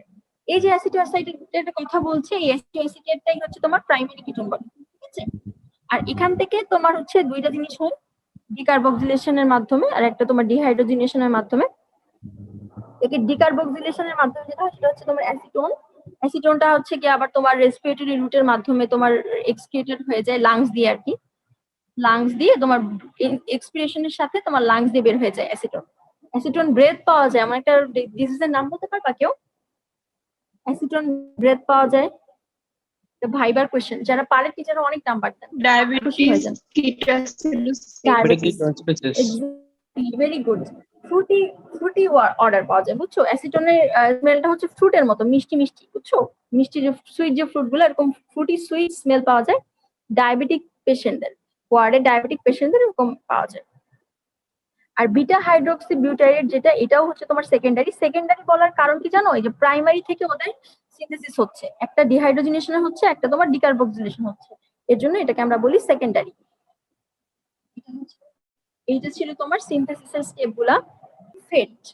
ফেটটা আমাদের একটু লাগবে, ফেট অফ কিটোন বডি। হ্যাঁ, আমি কিন্তু প্রপ ওরিয়েন্টেড কথা বাচ্চা বলছি, ঠিক আছে? আমি বাড়তি বা বেশি কিছু না বলারই চেষ্টা করছি, যেহেতু তোমাদের একটু রিভাইজ হয়ে যাওয়াটা জরুরি। প্রথমে হয় কি দেখো, এক্সক্রিয়েশনের মাধ্যমে অবশ্যই তোমার ফেট হবে, তাই না? বুঝতেই পারতেছো, কিটোন বডি তোমার কাজ শেষ হয়ে যাবে, তারপর এক্সক্রিয়েটেড হয়ে যাবে, এক্সক্রিয়েশন হবে। এক্সক্রিয়েশনের মাধ্যমে অলরেডি আমি বলছি, কিন্তু অ্যাসিটন যেটা ছিল ওটা লাংস দিয়ে বের হয়ে গেছে। অ্যাসিটনটা হচ্ছে তোমার লাংস দিয়ে চলে যায়। এরপর দেখো আরেকটা ছিল কি, বিটা হাইড্রোক্সি বিউটাইরেট, আর ছিল অ্যাসিটো অ্যাসিটেট, যে দুইটা তোমার হচ্ছে একটা প্রাইমারি একটা সেকেন্ডারি, তাই না? এরা কিভাবে হয় জানো? এরা হচ্ছে কি তোমার ইউরিনের মাধ্যমে বের হয়ে যায়, ঠিক আছে? সহজভাবে মনে রাখবা, অ্যাসিটনটা শুধু লাংস দিয়ে, বাকি দুইটা তোমার ইউরিন দিয়ে বের হয়ে যাচ্ছে। এখন আসো হচ্ছে কিটোনেমিয়া। কেউ আমাকে বলো তো কিটোনেমিয়া জিনিসটা কি? ব্লাডে কিটোন বডিজ কিটোন বডি, মিয়া মানে হচ্ছে ব্লাড, মনে রাখবা। মিয়া মানে যেখানে মিয়া থাকবে সেখানে মনে করবা ব্লাড। কিটোন বডি যদি ব্লাডে বেশি হয়ে যায় তখন কিটোনেমিয়া। আর ইউরিয়া মানে হচ্ছে ইউরিন, ইউরিনে যখন বেশি হয়ে যাবে তখন হচ্ছে গিয়ে সেটা হচ্ছে কিটোনুরিয়া। কিটো অ্যাসিডোসিস মানে হচ্ছে কিটোন বডি অনেক বেশি জমে গেল আমার শরীরে, মানে মোট কম্বিনেশন অফ কিটোনেমিয়া এন্ড কিটোনুরিয়া, এই দুইটা মিলে হচ্ছে তোমার কিটো অ্যাসিডোসিস ফর্ম করে। কিটো অ্যাসিডোসিসটা হচ্ছে খুবই ভয়ঙ্কর একটা কন্ডিশন, মানে এটা খুব খারাপ অবস্থা। এটা কিছু কজ আছে। কিটো অ্যাসিডোসিসটা তোমাদের শর্ট নোটে খুব আসে, ভাইবাতেও খুব জিজ্ঞেস করে, বুঝছো? দুইটা জায়গায় খুব লাগে। চলো বলি কি লাগে। এখানে সবার আগে লাগে কজ, বা কি কি কন্ডিশনে আমার কিটো অ্যাসিডোসিস হয়। প্রলং আনকন্ট্রোল ডায়াবেটিস মেলাইটাসে হয়, প্রলং স্টারভেশনে হয়, তারপর যারা ক্রনিক অ্যালকোহলিক পেশেন্ট তাদের হয়। এটা হচ্ছে তোমার কন্ডিশন। ল্যাবরেটরি ডায়াগনোসিস করে আমি কি পাবো? আচ্ছা, আরেকটা কন্ডিশন আছে, হাইপারএমেসিস গ্রাভিডারাম। হাইপারএমেসিস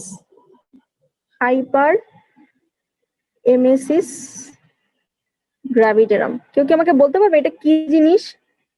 প্রেগন্যান্সি রিলেটেড কমপ্লিকেশন। হ্যাঁ, এক্সেসিভ ভমিটিং। এমএসিস মানে ভমিটিং, হাইপার মানে বেশি বেশি ভমিটিং হয়, গ্রাভিড মানে তো বুঝছো, গ্রাভিডা মানে বোঝায় যে প্রেগনেন্ট, এরকম কিছু। প্রেগনেন্ট ইউটেরাসকে গ্রাভিড বলে, গ্রাভিড ইউটেরাস। তো হাইপারএমেসিস গ্রাভিডারাম হচ্ছে, এটা জিজ্ঞেস করে ভাইবা, হ্যাঁ এই জিনিসটাকে, এটা কি বলে? এটা তোমরা গাইনিতে পড়বা মেইনলি, কিন্তু এখানে একটু জিজ্ঞেস করে, ঠিক আছে? এরপর আসো হচ্ছে আমরা যেটা আরেকটা জিনিস লাগবে, সেটা হচ্ছে ল্যাবরেটরি ডায়াগনোসিস। মানে ল্যাব ফাইন্ডিং। একটা পেশেন্টের কিটো অ্যাসিডোসিস কিভাবে বুঝবা? অ্যাসিডোসিস মানে কি হয়েছে? পিএইচ কি হবে? কমবে না বাড়বে? বলো তো। কমবে। পিএইচ কমবে। বাইকার্বনেট কি হবে? বাড়বে না কমবে? কমবে, রাইট? বাইকার্বনেট কমবে। আর কমবে কেন বলো তো? অ্যাসিড হওয়ার কারণে তোমার হচ্ছে গিয়ে এটাকে কম্পেনসেট করতে আমার বেশি বেশি বাইকার্বনেট বাফার খরচ হয়ে যাবে না? তো আলটিমেটলি আমার বাইকার্বনেটটা কমে যাবে, ঠিক আছে? এটা হচ্ছে তোমার বাফারিং অ্যাক্টিভিটির জন্য বাইকার্বনেটটা কমে যায়, ঠিক আছে? এই জিনিসটা একটু মাথায় রেখো, এটা অনেকে ভুল করে। এরপর দেখো কি হয়, partial pressure of carbon dioxide. যেহেতু অ্যাসিড, কার্বন ডাইঅক্সাইডটা বেশি হবে, বেশি partial pressure of carbon dioxide হবে। তারপর কি হবে দেখো, কিটোনেমিয়া থাকবে, কিটোনিউরিয়া থাকবে, এগুলো তো আমরা বলছি অলরেডি যে এটা হচ্ছে কিটো অ্যাসিডোসিসের ফিচার। এই ছিল হচ্ছে আমার কিটো। আচ্ছা, আরেকটা জিনিস লাগে, সেটা হচ্ছে তোমার মেকানিজম, ঠিক আছে? এই যে মেকানিজম অফ কিটো অ্যাসিডোসিস। কেন কমবে বলছেন? কোনটা? কার্বন আচ্ছা, ডাইঅক্সাইড। বাইকার্বনেট কেন কমবে? আপু কার্বন ডাইঅক্সাইড। কার্বন ডাইঅক্সাইড কমবে না আপু, কার্বন ডাইঅক্সাইড বাড়বে আপু। কার্বন ডাইঅক্সাইডটা, partial pressure of carbon dioxide বাড়বে, বুঝছো? পার্শিয়াল প্রেশার অফ কার্বন ডাইঅক্সাইডটা বেশি হবে, যেহেতু এটা অ্যাসিডোসিস, তাই না? এর জন্য পার্শিয়াল প্রেশার। আমরা জানি না অ্যাসিডোসিস কি হয়।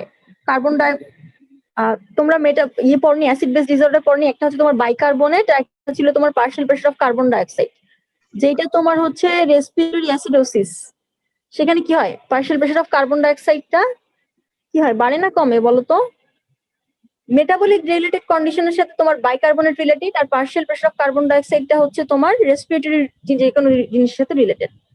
যখন তোমার মেটাবলিক অ্যাসিডোসিস হয় তখন হচ্ছে তোমার অ্যাসিডোসিস মানে হচ্ছে তোমার বাইকার্বনেট লেভেলটা কমে যায়, পার্শিয়াল প্রেশার অফ কার্বন ডাইঅক্সাইডটা বেশি হয়ে যায়। এখানেও তাই, এটা যেহেতু একটা অ্যাসিডোসিস তাই এখানে তোমার পার্শিয়াল প্রেশার অফ কার্বন ডাইঅক্সাইডটা বেশি হবে।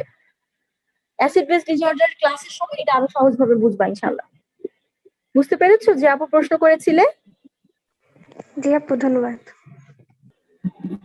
আচ্ছা, এরপর আসলে যেটা লাগবে সেটা হচ্ছে তোমার এই যে এই জিনিসটা লাগবে সেটা হচ্ছে, দেখো আমাদের ডায়াবেটিস মেলাইটাসের সময় কিভাবে হচ্ছে তোমার কিটো অ্যাসিডোসিসটা হচ্ছে। যাদের আনকন্ট্রোল ডায়াবেটিস মেলাইটাস থাকে বা যাদের প্রলং স্টারভেশন থাকে বা কেউ যদি পারসিস্টেন্ট ভমিটিং হয়, যেমন তোমার হাইপারএমেসিস গ্র্যাভিডিয়ামের মতো, বা কেউ ক্রনিক অ্যালকোহলিক পেশেন্ট, এদের ক্ষেত্রে কিভাবে হচ্ছে এই মেকানিজমটা খুব জিজ্ঞেস করে, এক একজনকে এক একটা জিজ্ঞেস করে। কাউকে ধরো তোমার আনকন্ট্রোল ডিএম জিজ্ঞেস করলো, কাউকে প্রলং স্টারভেশন জিজ্ঞেস করলো, কাউকে তোমার অ্যালকোহলিজম জিজ্ঞেস করে, এরকম। তো দেখো এখানে লিখেছি যে আনকন্ট্রোল ডিএম এ কি হয়, দেখো ইনসুলিনটা অনেক কম থাকে, ল্যাক অফ ইনসুলিন হয়, ঠিক আছে।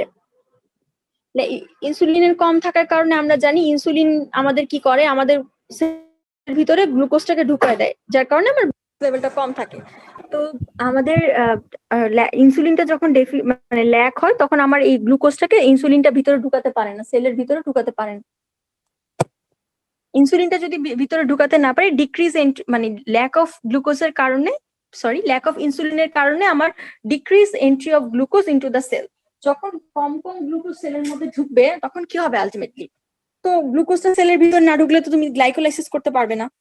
গ্লাইকোলাইসিস যদি করতে না পারো সেক্ষেত্রে তোমার গ্লাইকোলাইসিস যদি করতে না পারো তাহলে তোমার কি হবে, গ্লাইকোলাইসিস থেকে আমরা জানি যে হচ্ছে আমার গ্লাইকোলাইসিস থেকে আমার যে পাইরুভেটটা হচ্ছিল সেই পাইরুভেটটা কিন্তু আমার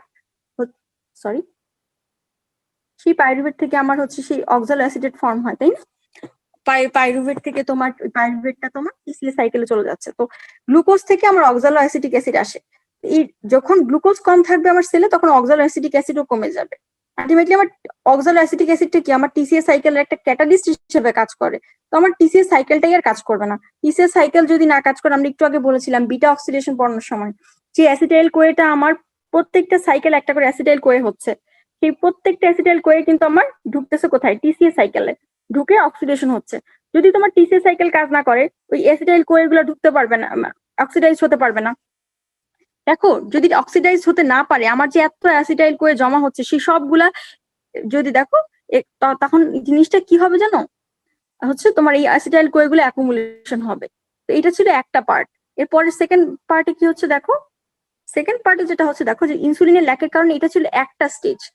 এখানে আবার দেখো আমরা একটু আগে বলছিলাম যে ইনসুলিনটা আমার হরমোন সেন্সিটিভ লাইপেসকে ইনহিবিট করে, কিন্তু যখন এই ইনসুলিনটা থাকেই না, ওকে ওকে নজরদারি করে, বুঝছো, যখন নজরদারি করতে পারেই না তখন কি হয়, ও তো মনে হয় আচ্ছা আমাকে তো দেখার আর কেউ নাই, আমার যা ইচ্ছা তাই করে ফেলি।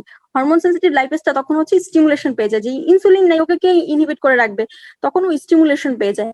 আমরা কি বলছিলাম যে ও লাইপোলাইসিস করে, তাই না, একটু আগে আমরা যখন লাইপোলাইসিসে বলেছিলাম rate limiting enzyme hormone sensitive lipase, এবং এটা বলেছিলাম খুব ইম্পর্টেন্ট। এই হরমোন সেন্সিটিভ লাইপেসটা করে কি, তোমার অ্যাডিপোজ টিস্যু গুলাতে গিয়ে বেশি বেশি লাইপোলাইসিস করবে। লাইপোলাইসিস করে কি হয় আলটিমেটলি ফ্যাটি অ্যাসিড এবং গ্লিসারল হয়, তাই না।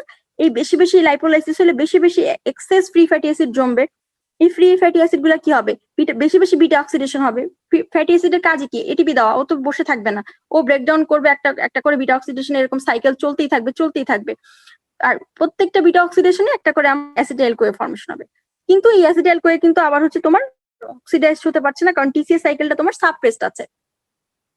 তো আলটিমেটলি কি হবে, এই এক্সেস অ্যাসিটাইল কোয়ে যখন এরকম জমতে থাকবে তখন কিন্তু আমার কিটোন বডি ফর্মেশন। আমরা কিন্তু বলেছিলাম দেখো দুইটা অ্যাসিটাইল কোয়ে মিলে অ্যাসিটো অ্যাসিটাইল কোয়ে হচ্ছে, এভাবে আলটিমেটলি কিটোন বডি সিনথেসিস শুরু হতো, বেশি বেশি তখন তোমার কিটোন বডি সিনথেসিস হবে। তো কিটোন বডি সিনথেসিস হওয়ার জন্য আলটিমেটলি তোমার কিটোনিউরিয়া হবে, কিটোনেমিয়া হবে, কিটোসিস হবে, মোট কথা, হ্যাঁ কিটোসিস হবে, সেখান থেকে তোমার কিটো অ্যাসিডোসিস হবে।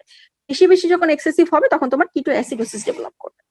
এটাই ছিল হচ্ছে তোমার কন্ডিশন। এখন আসো, এই সব কিছু তো ছিল হচ্ছে তোমার, আমি বলেছিলাম যে ডায়াবেটিস মেলাইটাস বা ইনসুলিনের সাথে জড়িত। এখন আসে প্রলং স্টারভেশন বা পারসিস্টেন্ট ভমিটিং কি হয়, যে অনেকক্ষণ ধরে স্টারভেশন আছে, তার কি হাইপোগ্লাইসিমিয়া হয়ে গেছে, বা যার পারসিস্টেন্ট ভমিটিং হচ্ছে তারও কি হাইপোগ্লাইসিমিয়া হচ্ছে, তাই না। হাইপোগ্লাইসিমিয়াতে আলটিমেটলি কি হয়, যখন আমার বডির গ্লুকোজ লেভেল অনেক কম তখন কিন্তু ইনসুলিনটা অনেক কম থাকে, প্যানক্রিয়াস থেকে তোমার ইনসুলিন বেশি বেশি থাকে না, আসে না বেশি বেশি। তো বেশি ল্যাক অফ ইনসুলিনের কারণে আবার এক জিনিসটাই হচ্ছে, অ্যালকোহলিজমের পেশেন্টদের কি হচ্ছে দেখো, অ্যালকোহলিক পার্সনরা ওদের গ্লুকোনিওজেনেসিসটা অনেক কম হচ্ছে। হ্যাঁ, গ্লুকোনিওজেনেসিস মানে আমরা জানি যে গ্লুকোজেনিক যে অ্যামাইনো অ্যাসিড গুলো আছে, তারপরে নন কার্বোহাইড্রেট জিনিস, যে কোনো কম্পোনেন্ট থেকে গ্লুকোজ সিনথেসিস করাটাই হচ্ছে গ্লুকোনিওজেনেসিস। এটা আমার নর্মাল ইন্ডিভিজুয়ালে হয়, কিন্তু অ্যালকোহলিক পার্সনদের এই প্রসেসটা কমে যাচ্ছে। ডিক্রিজ গ্লুকোনিওজেনেসিস হওয়ার কারণে গ্লুকোজ কম, তার মানে হাইপোগ্লাইসেমিয়া হচ্ছে। হাইপোগ্লাইসেমিয়া হলে তো তোমার এমনি বিটা সেল থেকে, প্যানক্রিয়াস বিটা সেল থেকে বেশি বেশি ইনসুলিন আসতে পারছে না, due to the lack of insulin. আবার একই জিনিস তোমার কিটোঅ্যাসিডোসিস হচ্ছে। তো এটা হচ্ছে ভাইবাতে জিজ্ঞেস করে। আমরা নর্মালি ডায়াবেটিস মেলাইটাস করে অভ্যস্ত দেখে যখন আমাদের এই প্রলং স্টারভেশন বা অ্যালকোহলিজম জিজ্ঞেস করে, আমরা ভাইবাতে পাজল হয়ে যাই। এটা একটু খেয়াল রাখবে যাতে ভুল না হয়। এরপর আপু দেখো, insulin act as an anti ketogenic substance. কেউ কিছু বলছো? জি আপু, মানে স্টারভেশনটাকে হ্যাঁ, মানে বলো। স্টারভেশন যেটা আছে ওটাকে মানে হচ্ছে প্রলং বা ওরকম ওভাবে ভাগ কেমনে করছে আর কি, মানে এটাকে 12 ঘন্টার বেশি হলে প্রলং বলা হয় এরকম কিছু?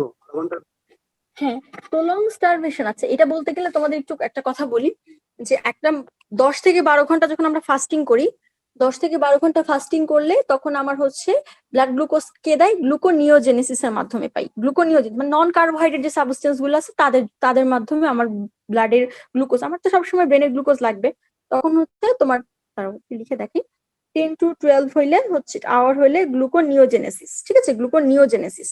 তারপর যখন তোমার বলা হয় যে 18 to 20 hours, up to 18 to 20 hour পর্যন্ত তোমার হচ্ছে গিয়ে তখন কি হয় জানো, গ্লাইকোজেনোলাইসিস। আমার লিভারের যে গ্লাইকোজেন গুলো আছে, not muscle glycogen, liver glycogen গুলো ব্রেকডাউন হয়ে গ্লুকোজ হয়।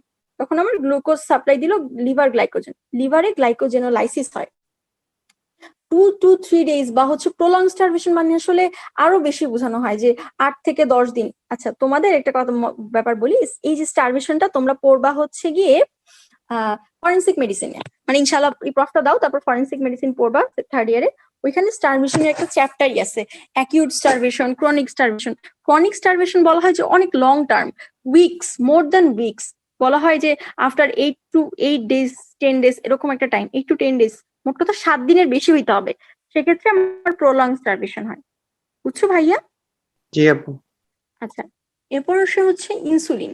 ইনসুলিন একটা যে অ্যান্টি কিটোজেনিক সাবস্টেন্স, এটা হচ্ছে জাস্ট আপু এটা এমনি লিখছি কারণ তোমাদের অনেকে পাও না পরে হচ্ছে এই জন্য। ইনসুলিনটা কি করে আমরা জানি, নর্মালি হরমোন সেন্সিটিভ লাইপেজকে ইনহিবিট করে রাখে, যেটা কিনা আমার ট্রাইসাইল গ্লিসারলকে ফ্যাটি অ্যাসিড এবং গ্লিসারলে ব্রেকডাউন করতো। তো যখন আমার হচ্ছে এই ইনসুলিনের অ্যাবসেন্স থাকে, ইনসুলিন যখন থাকে তখন কি হয়, ও হরমোন সেন্সিটিভ লাইপেজকে গার্ড দিয়ে রাখে, যার কারণে বেশি বেশি ফ্যাটি অ্যাসিড গ্লিসারল ফর্মেশন হতে পারে না। তো ফ্যাটি অ্যাসিড গুলো আমার কম, ফ্যাটি অ্যাসিড ফর্ম হলে কম অক্সিডেশন হবে, কম অ্যাসিটাইল কোয়ে হবে, তাই না? ওই কম অ্যাসিটাইল কোয়ে থেকে আবার হচ্ছে তোমার কিটোজেনেসিসও কম হবে। এই পুরো প্রসেসটাকেই তোমার হচ্ছে গিয়ে ইনসুলিন দিয়ে হচ্ছে তোমার রেগুলেশন করা হয়।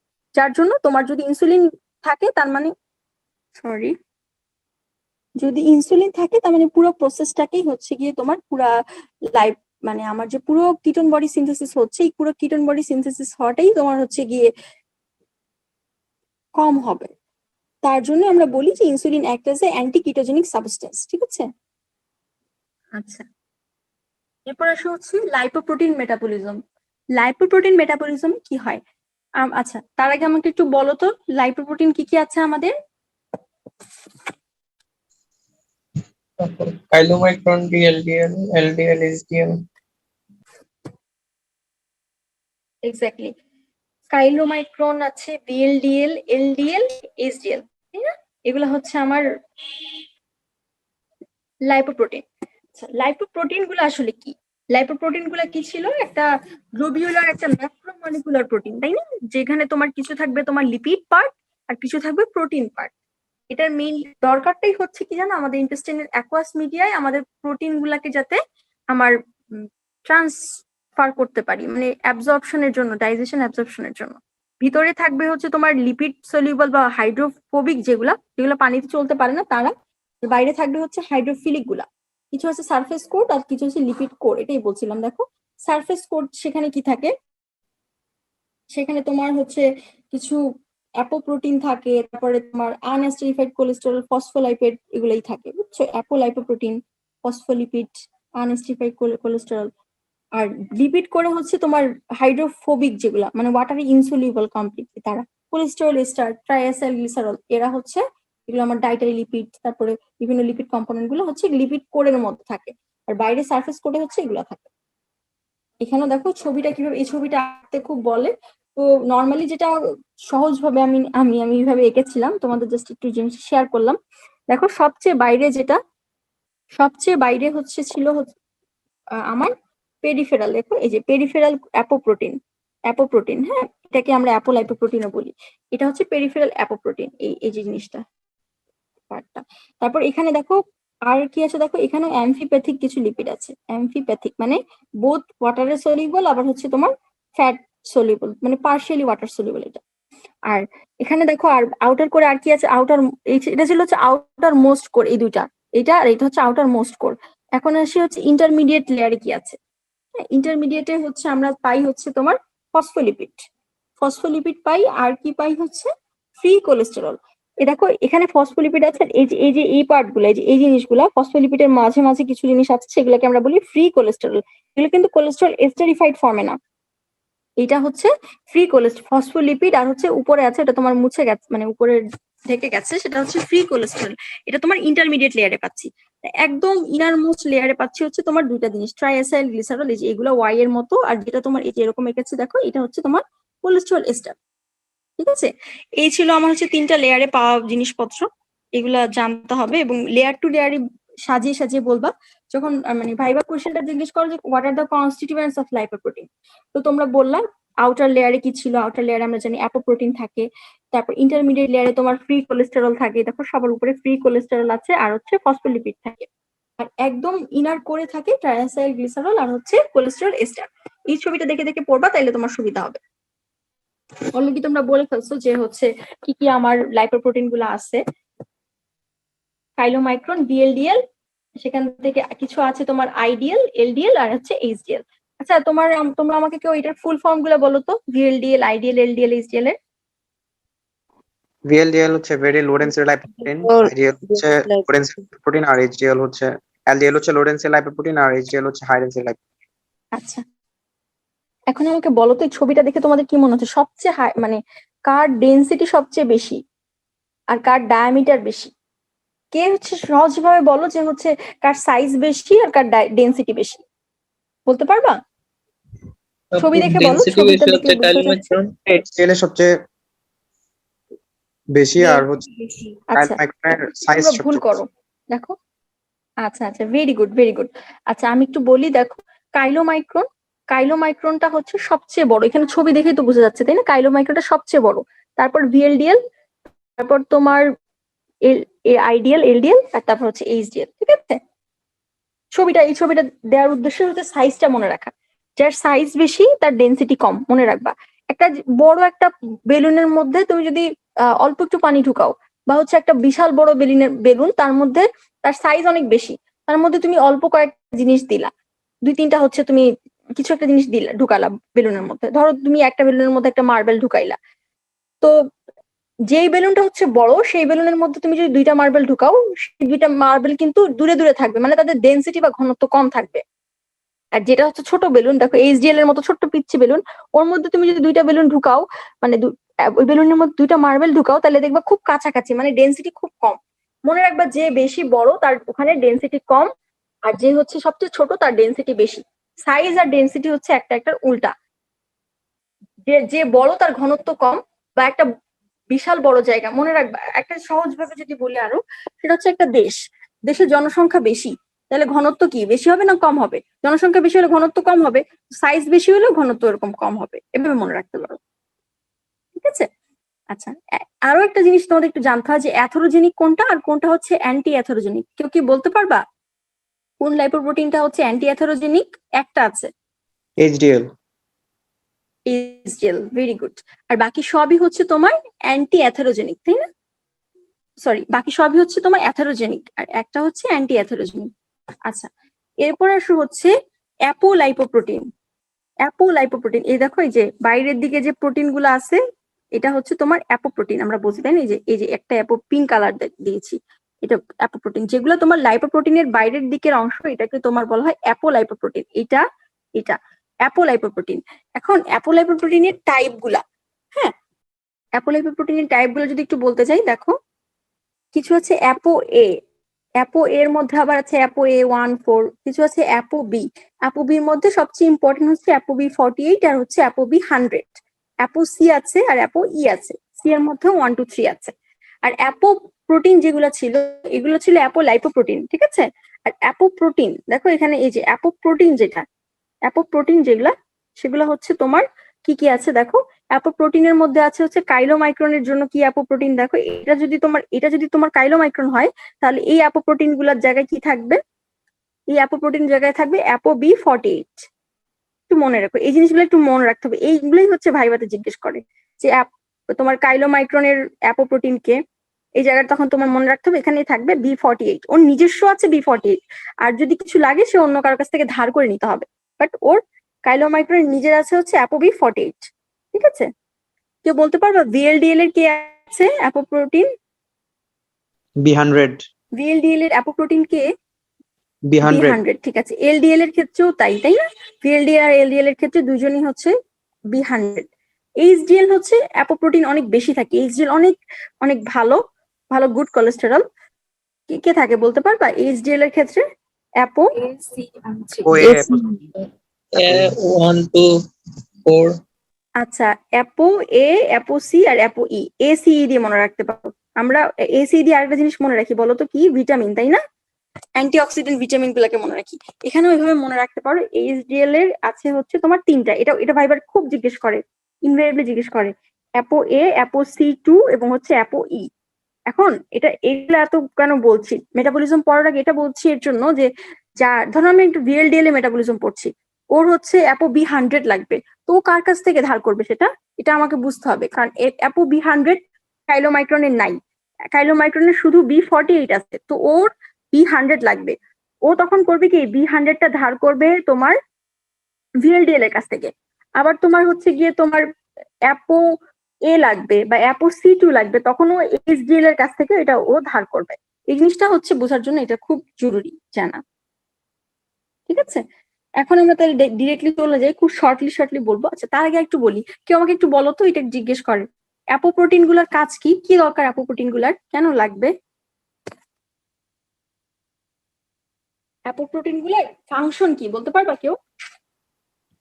হাইড্রোফিলিক একটা করে অ্যাকোয়াস সলিউশনের সলিবিলিটি বাড়ানোর জন্য কিছু। আচ্ছা, গুড, ভেরি গুড ভাইয়া। নাম কি তোমার? অরিত্র দত্ত।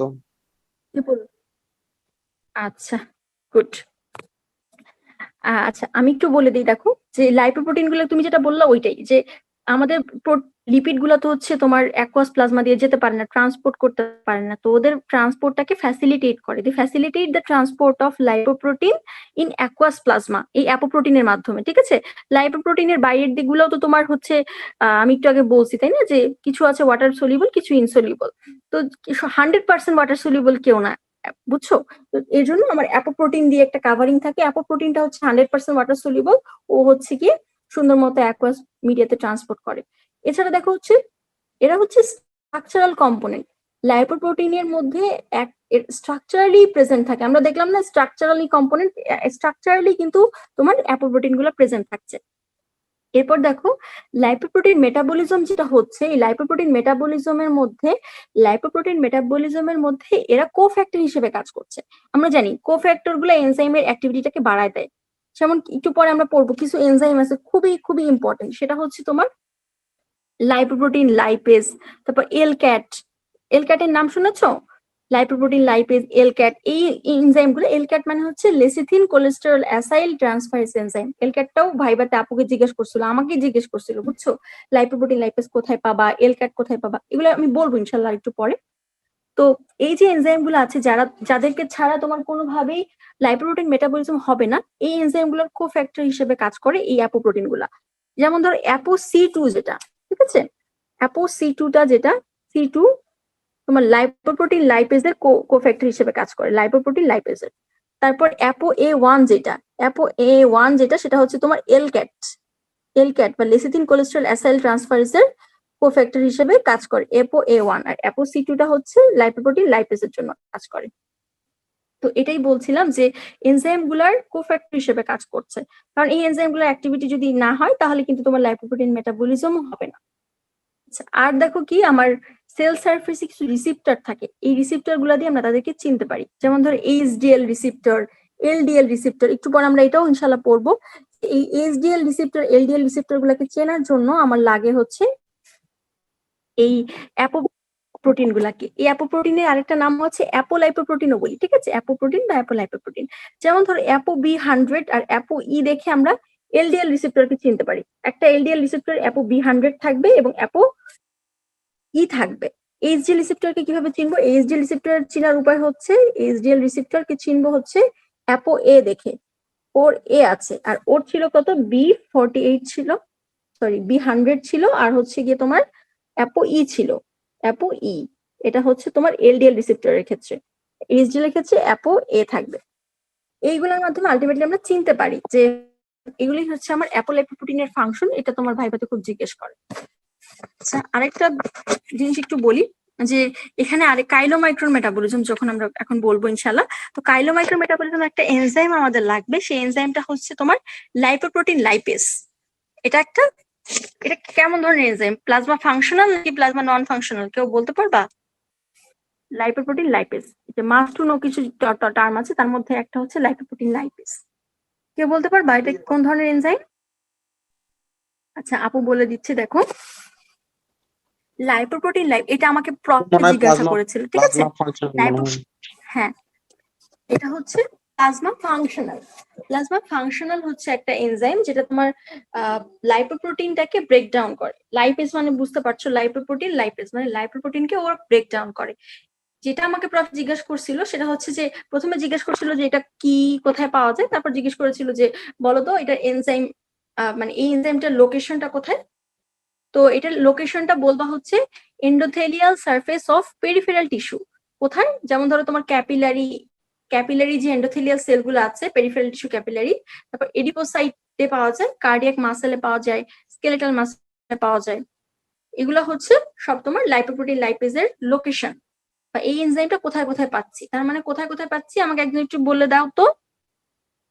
টিস্যু, পেরিফেরাল টিস্যুর যে ক্যাপিলারি এন্ডোথেলিয়াম আছে সেখানে পাচ্ছি, এডিপোসাইট পাচ্ছি, কার্ডিয়াক মাসেল এবং স্কেলেটাল মাসেলে পাচ্ছি। এই জায়গাগুলোয় আমার লাইপোপ্রোটিন লাইপেজটা পাওয়া যাচ্ছে।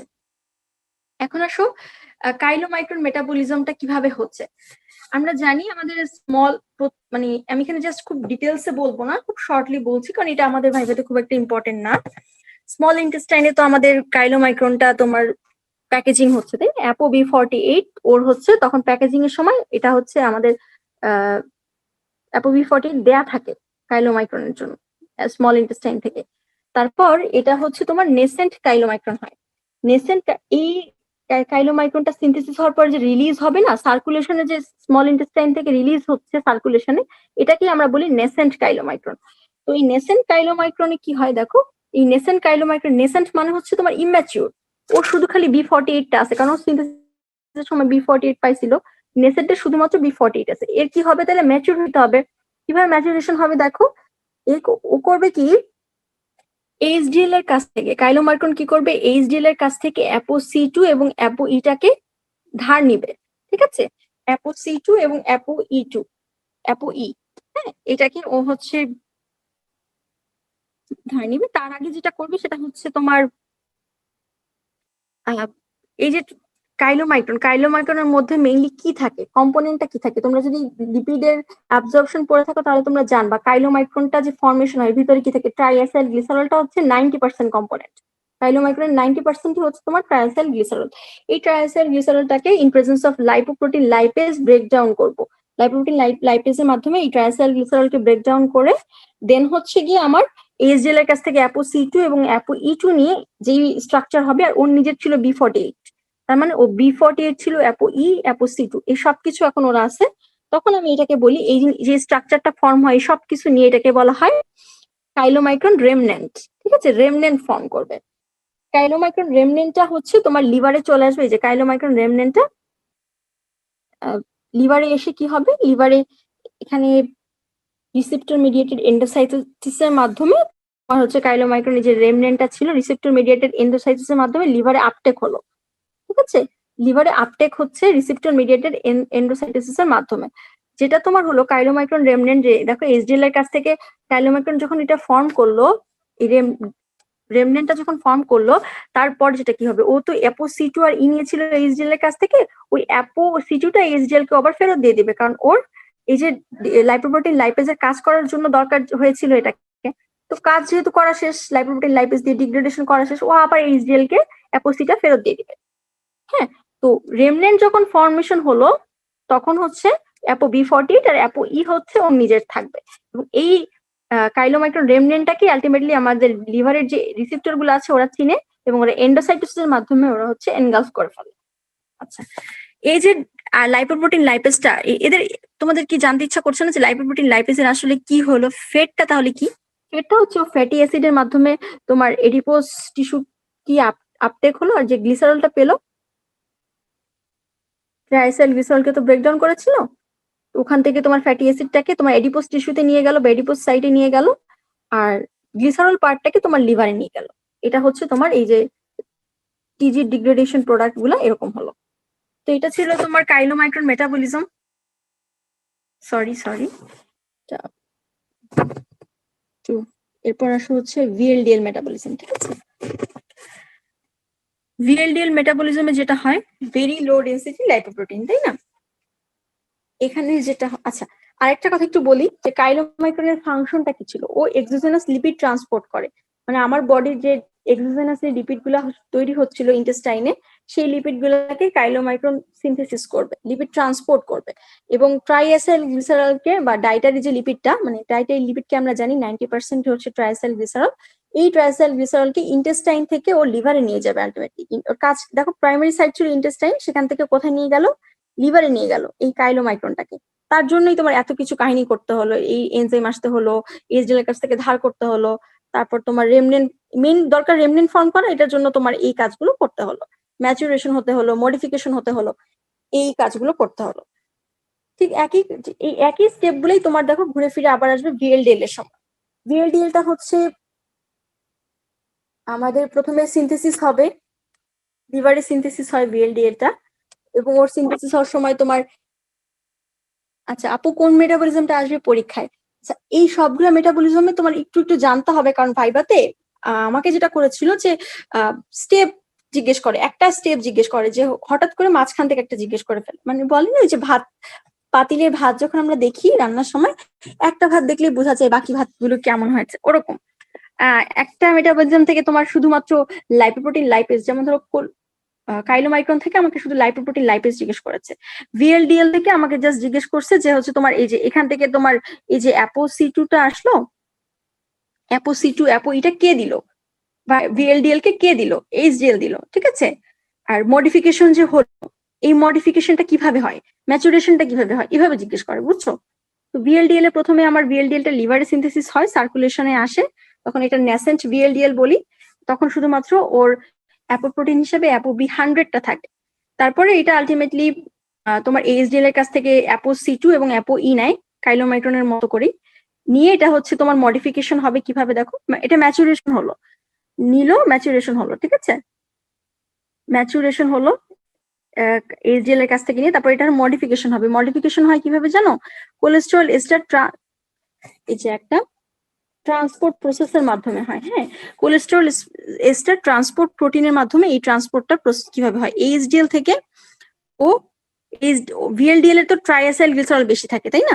ভিএলডিএল টিজি রিচ, তো ট্রাইএসাইল গ্লিসারল ভিএলডিএল কে দিবে, আর এইচডিএল এর কাছে, এইচডিএল এর তো তোমার হচ্ছে গিয়ে কোলেস্টেরল এস্টার বেশি থাকে, তো এইচডিএল এর কাছ থেকে ও কোলেস্টেরল এস্টার নিবে, মানে গিভ এন্ড টেক প্রসেস এটা হয় ইন প্রেজেন্ট। এটাও আমাকে জিজ্ঞেস করছিল এই স্টেপটা ভাইবাতে, মডিফিকেশন কিভাবে হয়, এইচডিএল এর কাছ থেকে তোমার কি নেয় আর এইচডিএল কে কি দেয়, কোলেস্টেরল এস্টারটা এইচডিএল এর কাছ থেকে নেয় in presence of cholesterol ester transport protein, আর ট্রাইসাইল গ্লিসারলটা দেয়।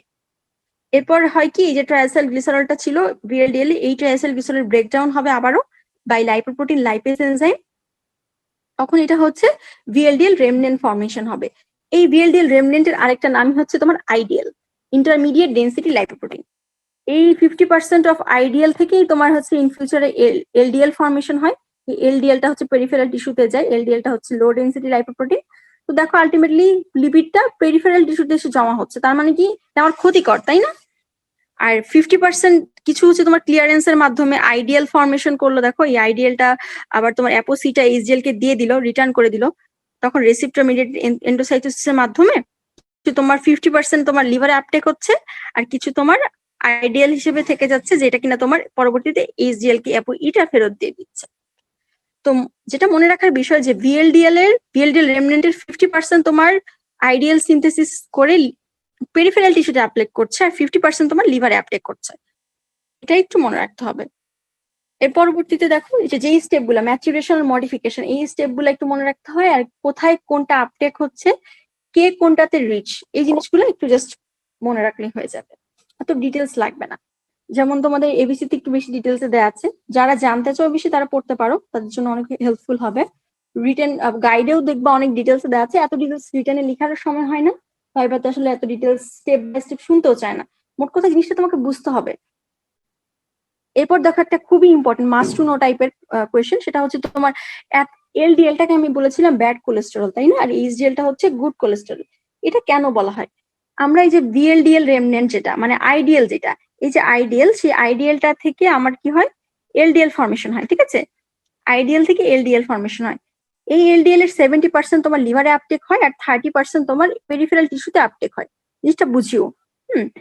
আইডিএল এর মধ্যে 50% ছিল তোমার এইচডিএল, এলডিএল ফর্ম করবে, পেরিফেরাল টিস্যুতে যাবে এলডিএল, আর 50% তোমার লিভারে চলে যাচ্ছে। হ্যাঁ, লিভারে চলে যাচ্ছিল, লিভার ইগনোর করো আমার আঁকা, 50% লিভারে গিয়েছিল, আর 50% তোমার হচ্ছে এলডিএল ফর্ম করেছিল। এই যে এলডিএল ফর্ম করলো, এই এলডিএল এর মধ্যে 70% তোমার লিভারে যায়, আর 30% তোমার পেরিফেরাল টিস্যুতে আসতেছে। পেরিফেরাল টিস্যুতে এসে এলডিএলটা কি ফর্ম করে জানো? Oxidized LDL. এলডিএলটা ফর্ম করে অক্সিডাইজড এলডিএল। এই অক্সিডাইজড এলডিএলটা করে কি, ম্যাক্রোফেজ, আমাদের শরীরে যে ম্যাক্রোফেজ গুলো আছে ওদেরকে মানে সোয়েল করে। ম্যাক্রোফেজ গুলো ধরো ছিল এতটুকু, এদেরকে সোয়েল করে অনেক বড় ফোমিং হয়। ওই সেলটাকে সোয়েলিং করে যে সেলটা ফর্ম করে এটাকে আমরা বলি ফোম সেল। এরকম বড় একটা সেল হয় যায়। এই ফোম সেল গুলোই আলটিমেটলি যখন তোমার ম্যাক্রোফেজ তো তোমার ডাব্লিউবিসি, তাই না? এই ফোম সেল গুলো ফর্ম করে তোমার এই ব্লাড ভেসেলের গায়ে, এগুলো তোমার ডিপোজিশন হয়। আলটিমেটলি বিশাল বিশাল সেলগুলো যখন তোমার ন্যারো ব্লাড ভেসেলের গায়ে তোমার ডিপোজিটেড হয়ে যায়, তখন কি হয়, তোমার ব্লাড ভেসেলের গায়ে যখন এরকম বড় বড় সেল ডিপোজিশন, অ্যাথেরোস্ক্লেরোসিস হয়। তো এটাই হচ্ছে শর্টলি তোমার মেকানিজমটা। এটা একটু জানতে চান টিচাররা যে অ্যাথেরোস্ক্লেরোটিক প্লাকটা এলডিএল ফর্ম করে, তাই না? এর জন্য হচ্ছে আমরা এটাকে ব্যাড কোলেস্টেরল বলি। কিভাবে ফর্ম করে এটা বলে দিচ্ছি শর্টলি। আচ্ছা, এইচডিএল কে গুড কোলেস্টেরল কেন বলি? এইচডিএল হচ্ছে আমার লিভারে হচ্ছে গিয়ে, বললে ভালো হতো। আচ্ছা এটা আরেকবার বলবো। আচ্ছা, আইডিয়াল ভিএলডিএল রেমনেন্ট ছিল, যেটাকে আমরা আইডিয়াল বলছিলাম, তার 50% তোমার এলডিএল হয়, আর 50% লিভার। হ্যাঁ, তো এই যে আমাকে শোনা যাচ্ছে কি? জি আপু, শোনা যাচ্ছে। আচ্ছা, তো 50% লিভার ছিল, আর 50% এলডিএল হচ্ছিল। যে এলডিএল গুলা ফর্মেশন হচ্ছিল, ওরা পেরিফেরাল সার্কুলেশনের তো আছে, তাই না? পেরিফেরালিতে আছে। তো ওরা করে কি, লিপিড গুলাকে নিয়ে সেন্টার থেকে, মানে আমার লিপিডের লিভার থেকে, তো তোমার তোমরা যদি সিনথেসিসটা আবার ফেরত যাও, দেখবা ভিএলডিএল এর সিনথেসিস শুরু হয়েছিল কোথা থেকে? লিভার থেকে, তাই না? ভিএলডিএল টা শুরু হয়েছিল লিভার থেকে। লিভার থেকে শুরু হয়ে, মানে লিভারেই ফ্যাট গুলা ছিল, লিভার থেকে গিয়ে পেরিফেরাল টিস্যুতে গেল কিছু, তার মধ্যে 50% ছিল হচ্ছে তোমার পেরিফেরাল টিস্যুতেই থাকবে, 50% এর মধ্যে থেকে কিছু থাকবে তোমার আবার লিভারে আসতেছে, ঠিক আছে? এই যে 50% ছিল, এই 50% তো তোমার এই যে আইডিয়াল হলো, তাই না? আইডিয়াল থেকে 50% তোমার হচ্ছে এলডিএল হবে। এই যে এলডিএল হবে, আমি এই এলডিএল এর কথাটাই তোমাদের বলছি। এখানে দেখো, এই যে এলডিএল হলো না, এই এলডিএল এর 70% হচ্ছে তোমার লিভারে আপটেক হবে, 30% তোমার পেরিফেরাল টিস্যুতে এসে জমা হবে। লিপিড গুলো পেরিফেরাল টিস্যুতে এসে জমা হবে এলডিএল। তো লিপিড গুলো যেটা হয়, সেটা হচ্ছে পেরিফেরাল টিস্যুতে এসে এরা অক্সিডাইজড হয়ে যায়, অক্সিডাইজড এলডিএল ফর্ম করে। অক্সিডাইজড এলডিএল গুলা করে কি, আমাদের শরীরে যে ম্যাক্রোফেজ গুলো আছে ওদেরকে সোয়েলিং করে করে একটা স্পেশালাইজড সেল ফর্মেশন হয়, সেটাকে আমরা বলি ফোম সেল। এই যে ফোম সেল গুলা, এগুলাই যখন তোমার ব্লাড ভেসেলের গায়ে জমা হয়, তখন আমার অ্যাথেরোস্ক্লেরোটিক প্ল্যাক ফর্মেশন হয়। বুঝতে পেরেছো আপু? জি আপু। তো এলডিএলটাকে খারাপ কোলেস্ট্রল বলি কারণ ও হচ্ছে লিভার থেকে আমার লিভারে কিন্তু এমনি ফ্যাট আছে, তো লিভার থেকে লিপিড গুলাকে, ফ্যাট গুলাকে, কোলেস্ট্রল গুলাকে নিয়ে নিয়ে করে কি পেরিফেরাল সার্কুলেশনে নিয়ে আসে নিরীহ মানুষের উপর। নিরীহ আমাদের ব্লাড ভেসেল, খুবই ছোট ছোট ব্লাড ভেসেলে গিয়ে ওরা অ্যাথেরোস্ক্লেরোটিক প্লাক করে দেয়। এলডিএল হচ্ছে এই কালপিট, এই খারাপ কাজগুলো করে। আর এইচডিএলটাকে গুড কোলেস্ট্রল বলি কারণ এইচডিএল হচ্ছে পেরিফেরাল স্ক্যাভেঞ্জিং করে। আচ্ছা, স্ক্যাভেঞ্জিং করে বলতে, স্ক্যাভেঞ্জিং মানে হচ্ছে যে অনেকটা ঝাড়ু দেওয়ার মতো, বুঝছো, যে পেরিফেরিতে যত মানে কোলেস্টেরল এস্টার বা এরকম যে লিপিড গুলা পাবে সবাইকে হচ্ছে ও লিভারে নিয়ে আসবে, লিভারে এনে জমা করবে। তো একজন হচ্ছে লিভার থেকে নিয়ে পেরিফেরিয়াতে গিয়ে ঝামেলা করলো এলডিএল, আর এইচডিএল করবে কি কাইলোমাইক্রন কে, তারপর ভিএলডিএল কে, এলডিএল কে, সবাইকে পেরিফেরি থেকে নিয়ে তোমার লিভারে আপটেক করাবে, বেশি বেশি লিভারকে আপটেক করাবে। এটা হচ্ছে আমার এইচডিএল এর কাজ। ঠিক আছে, তো এইচডিএল তো ভালো কাজ করছে, আমার অ্যান্টি অ্যাথেরোস্ক্লেরোটিক হিসেবে কাজ করছে। এর জন্য আমরা বলি যে এইচডিএল হচ্ছে একটা গুড কোলেস্টেরল, এইচডিএল হচ্ছে একটা লক্ষ্মী বাচ্চা। এখন আসো, এখানে মাস্ট টু নো কিছু টার্ম বলেছি। একটা আমি অলরেডি বলে ফেলছি, লাইপোপ্রোটিন, লাইপেজ। আর একটা দেখো এল ক্যাট। কেউ আমাকে বলতে পারবা এল ক্যাট এটা কোথায় পাওয়া যায়?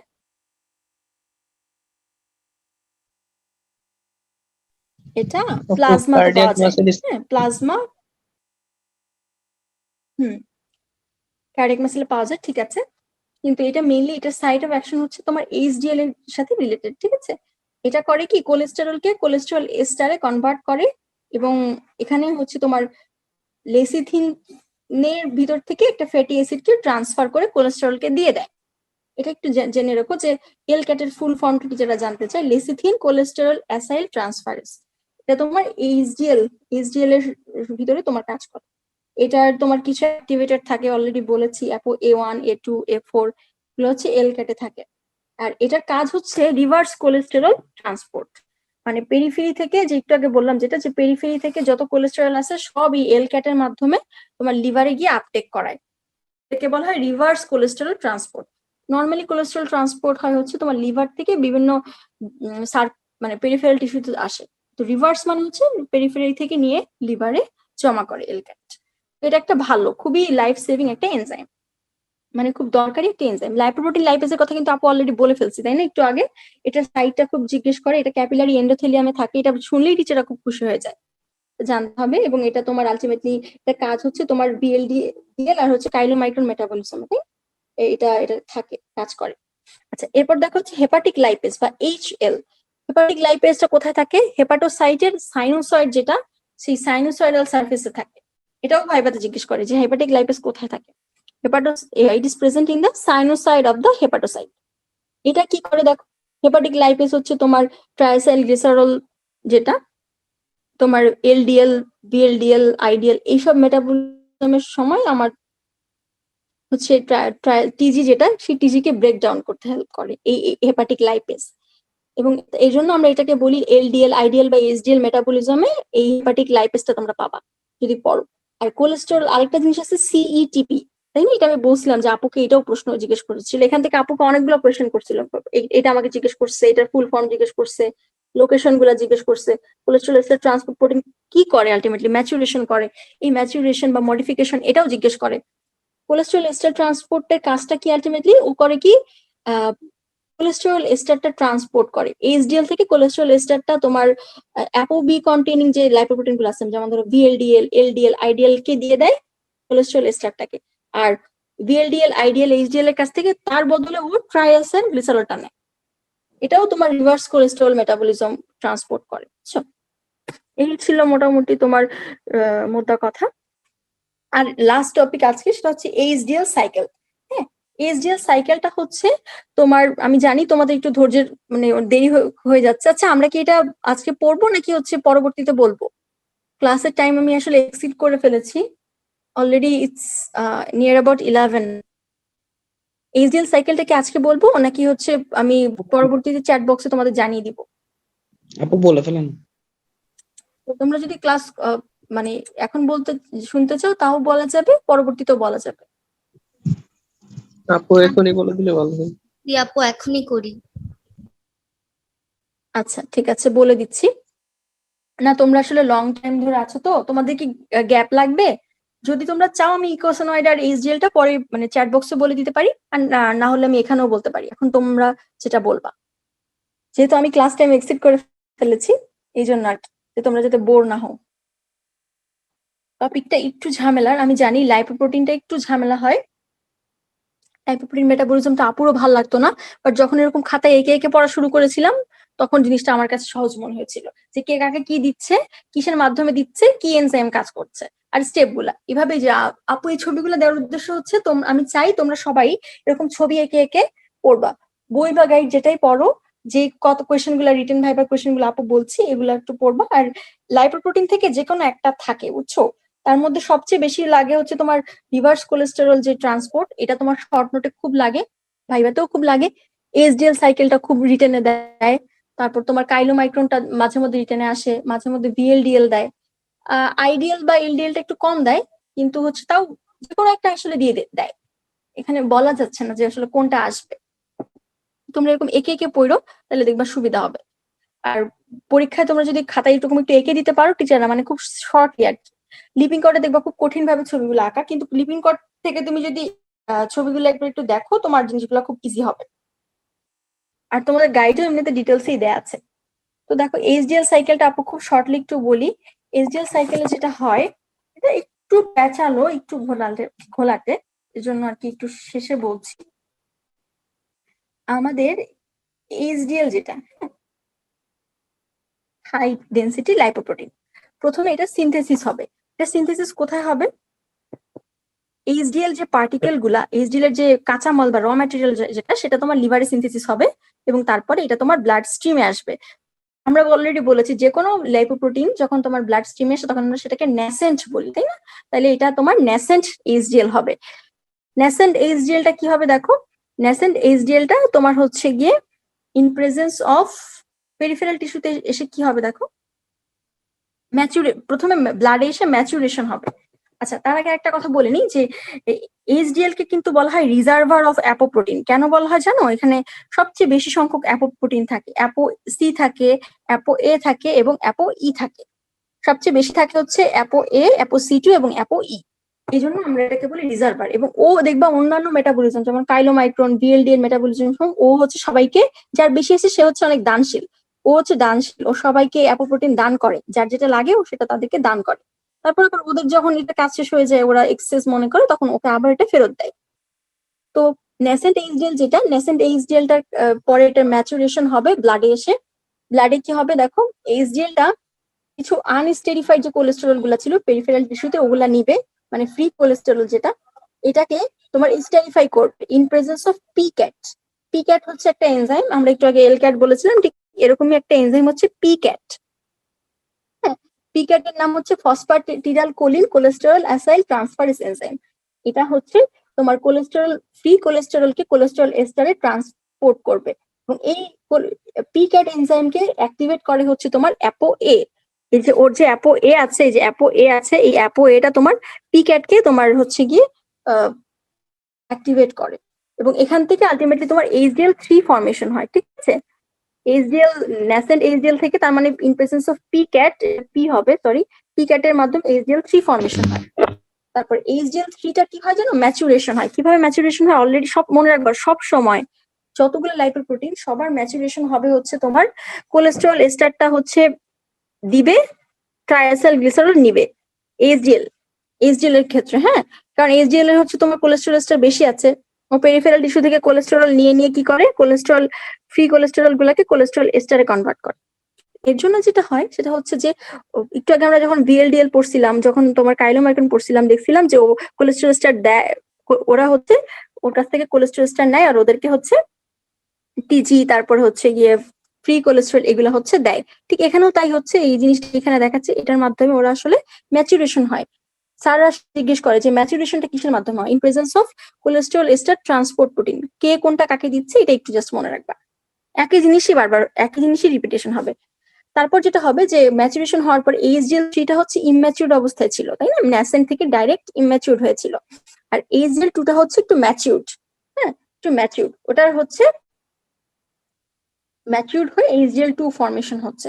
তার মানে মোট কথা HDL3 টা HDL2 হচ্ছে in presence of cholesterol ester transport প্রোটিনের মাধ্যমে। তারপর এই যে HDL2 টা এই যে HDL2 টা সিনথেসিস হওয়ার জন্য আরো কিছু জিনিস লাগে।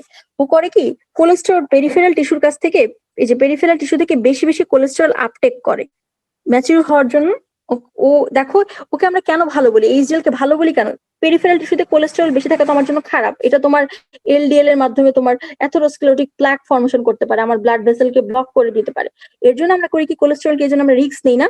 একবার দেখো তুমি ও পিক্যাট, এটা পিক্যাট, হ্যাঁ, পিক্যাটের মাধ্যমে একবার হচ্ছে HDL3 ফর্মেশনের সময় কোলেস্টেরল ইউজ করলো, ফ্রি কোলেস্টেরলকে কোলেস্টেরল এস্টারে কনভার্ট করে ভিতরে ঢুকায় নিল। দেখো ভিতরে কোলেস্টেরল এস্টারকে ঢুকিয়ে নিল HDL3 করে, এই সময় একবার করলো। আবার দেখো HDL3 থেকে HDL2 করার সময় আবার পেরিফেরাল টিস্যু থেকে কোলেস্টেরল নিয়ে কি করতেছে, কোলেস্টেরল এস্টারিফাই করতেছে। এই কোলেস্টেরল এস্টারিফিকেশন হচ্ছে ইন প্রেজেন্স অফ পিক্যাট বা এলক্যাট, ঠিক আছে? তখন HDL2 ফর্মেশন হচ্ছে। তো এই HDL2 টাকে আমি এখন কিভাবে ক্লিয়ারেন্স করব? পেরিফেরাল টিস্যু থেকে তো আমি কোলেস্টেরলটাকে নিলাম, এটাকে আমি এখন কিভাবে করি? দেখো লিভারের মধ্যে আমরা এটাকে কিভাবে ক্লিয়ারেন্স করি, কোলেস্টেরল এস্টার গুলাকে আমরা নিয়ে ডিগ্রেডেশন করে ফেলি, করে লিভারে তোমার আপটেক হয়ে যায়। এটাও রিসেপ্টর মিডিয়েটেড এন্ডোসাইটোসিস এর মাধ্যমে হয়। এবং এখানে যে আমরা জানি ApoA, মনে রাখবা লিভারের রিসেপ্টর মিডিয়েটেড এন্ডোসাইটোসিস হওয়ার জন্য লিভারের যে রিসেপ্টর ওরা সবাইকে চিনতে পারে না, যাদের কাছে ApoA আছে তাদেরকে খালি চিনতে পারে। এর জন্য এই আমরা জানি HDL এর কিন্তু বাই ন্যাচারালি কিন্তু ApoA আছে, এই যে ছবিটার উপরে ঢেকে গেছে, উপরে এরকম ApoA দেওয়া আছে CE, আর এখানে আছে ApoA। ওর ApoA ন্যাচারালি থাকে, তাই ওর কারোর কাছ থেকে ApoA নেওয়া লাগে না। কিন্তু VLDL তো না, কাইলোমাইক্রনের রিসেপ্টর মিডিয়েটেড এন্ডোসাইটোসিস হওয়ার জন্য কিন্তু ApoA লাগে। পরবর্তীতে আপটেক হয়ে যাওয়ার পরে ApoA টা আবার হচ্ছে ওই HDL কে ফেরত দেয়। তো এরপর এভাবেই হচ্ছে চলতে থাকে, লিভারে যায় HDL3 টা, এই HDL3 টা লিভার থেকে আবার হচ্ছে তোমার এরকম মানে লিভারে যে আবার তোমার এই যে এই জিনিসটা কনভার্ট মানে সাইকেল আকারে চলতে থাকে। জিনিসটা লিভারে যে শুরু হয়েছিল আবার লিভারে এসে শেষ হয়, আবার ওইখান থেকে লিভার থেকে আবার চলতে থাকে। এটা ছিল হচ্ছে তোমার মেন পুরো কথাটা। তোমরা কি এটা বুঝতে পেরেছো? আপু HDL2 থেকে লিভারের ওই পার্টটা ApoA পার্টটা একবার একটু, বুঝি নাই। ওই যে HDL2 থেকে আপু লিভারে যাওয়ার জন্য ওই ApoA কে রেকগনাইজ করে না, কি বলছেন এটা একবার বলবেন? আচ্ছা, HDL2 থেকে লিভারে যাওয়ার জন্য ওর ম্যাচুরেশন হইতে হয়। কিভাবে ম্যাচুরেশন হয়? ও VLDL এর কাছ থেকে ট্রাইঅ্যাসাইল গ্লিসারল, ফ্রি কোলেস্টেরল এগুলা নেয়, আর ওর VLDL কে কাইলোমাইক্রো মানে কোলেস্টেরল এস্টার যেটা ওইটা দান করে দেয় in presence of cholesterol ester transport protein. এটা ছিল একটা কাজ। আরেকটা কাজ করে কি, ও পেরিফেরাল টিস্যুর কাছ থেকে বেশি বেশি কোলেস্টেরল নিয়ে কোলেস্টেরলটাকে HDL3 তো ছিল, HDL3 এর মধ্যে আপটেক করায়। এটা যখন অনেক বড়, দেখো HDL3 টা কিন্তু অনেক ছোট ছিল, ছোট্ট, এটা এত বড় হয়ে গেছে কেন? এখানে অনেক কোলেস্টেরল এস্টার আপটেক হয়েছে। কোলেস্টেরলটা কিন্তু ফ্রি কোলেস্টেরল ছিল, এটাকে আমি এস্টারিফাই করে ভিতরে আপটেক করলাম, করে এটা অনেক সাইজে বড় হয়ে গেল।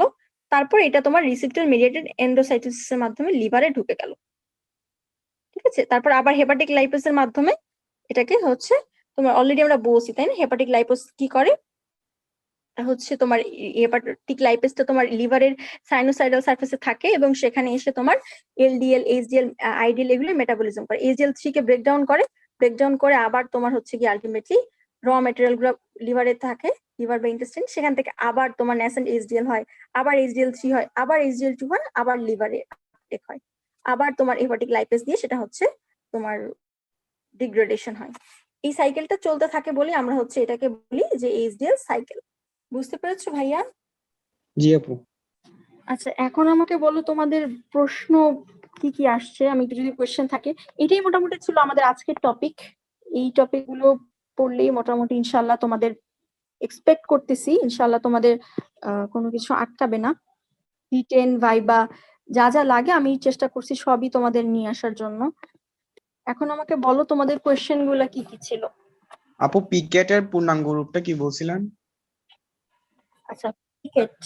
পিকেটের পূর্ণাঙ্গ রূপটা হচ্ছে তোমার ফসফাটিডাইল কোলিন, দ্বারা লিখে দিচ্ছি পিকেট, তাই তো?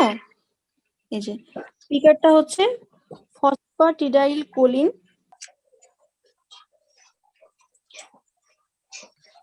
ফসফাটিডাইল কোলিন, হ্যাঁ,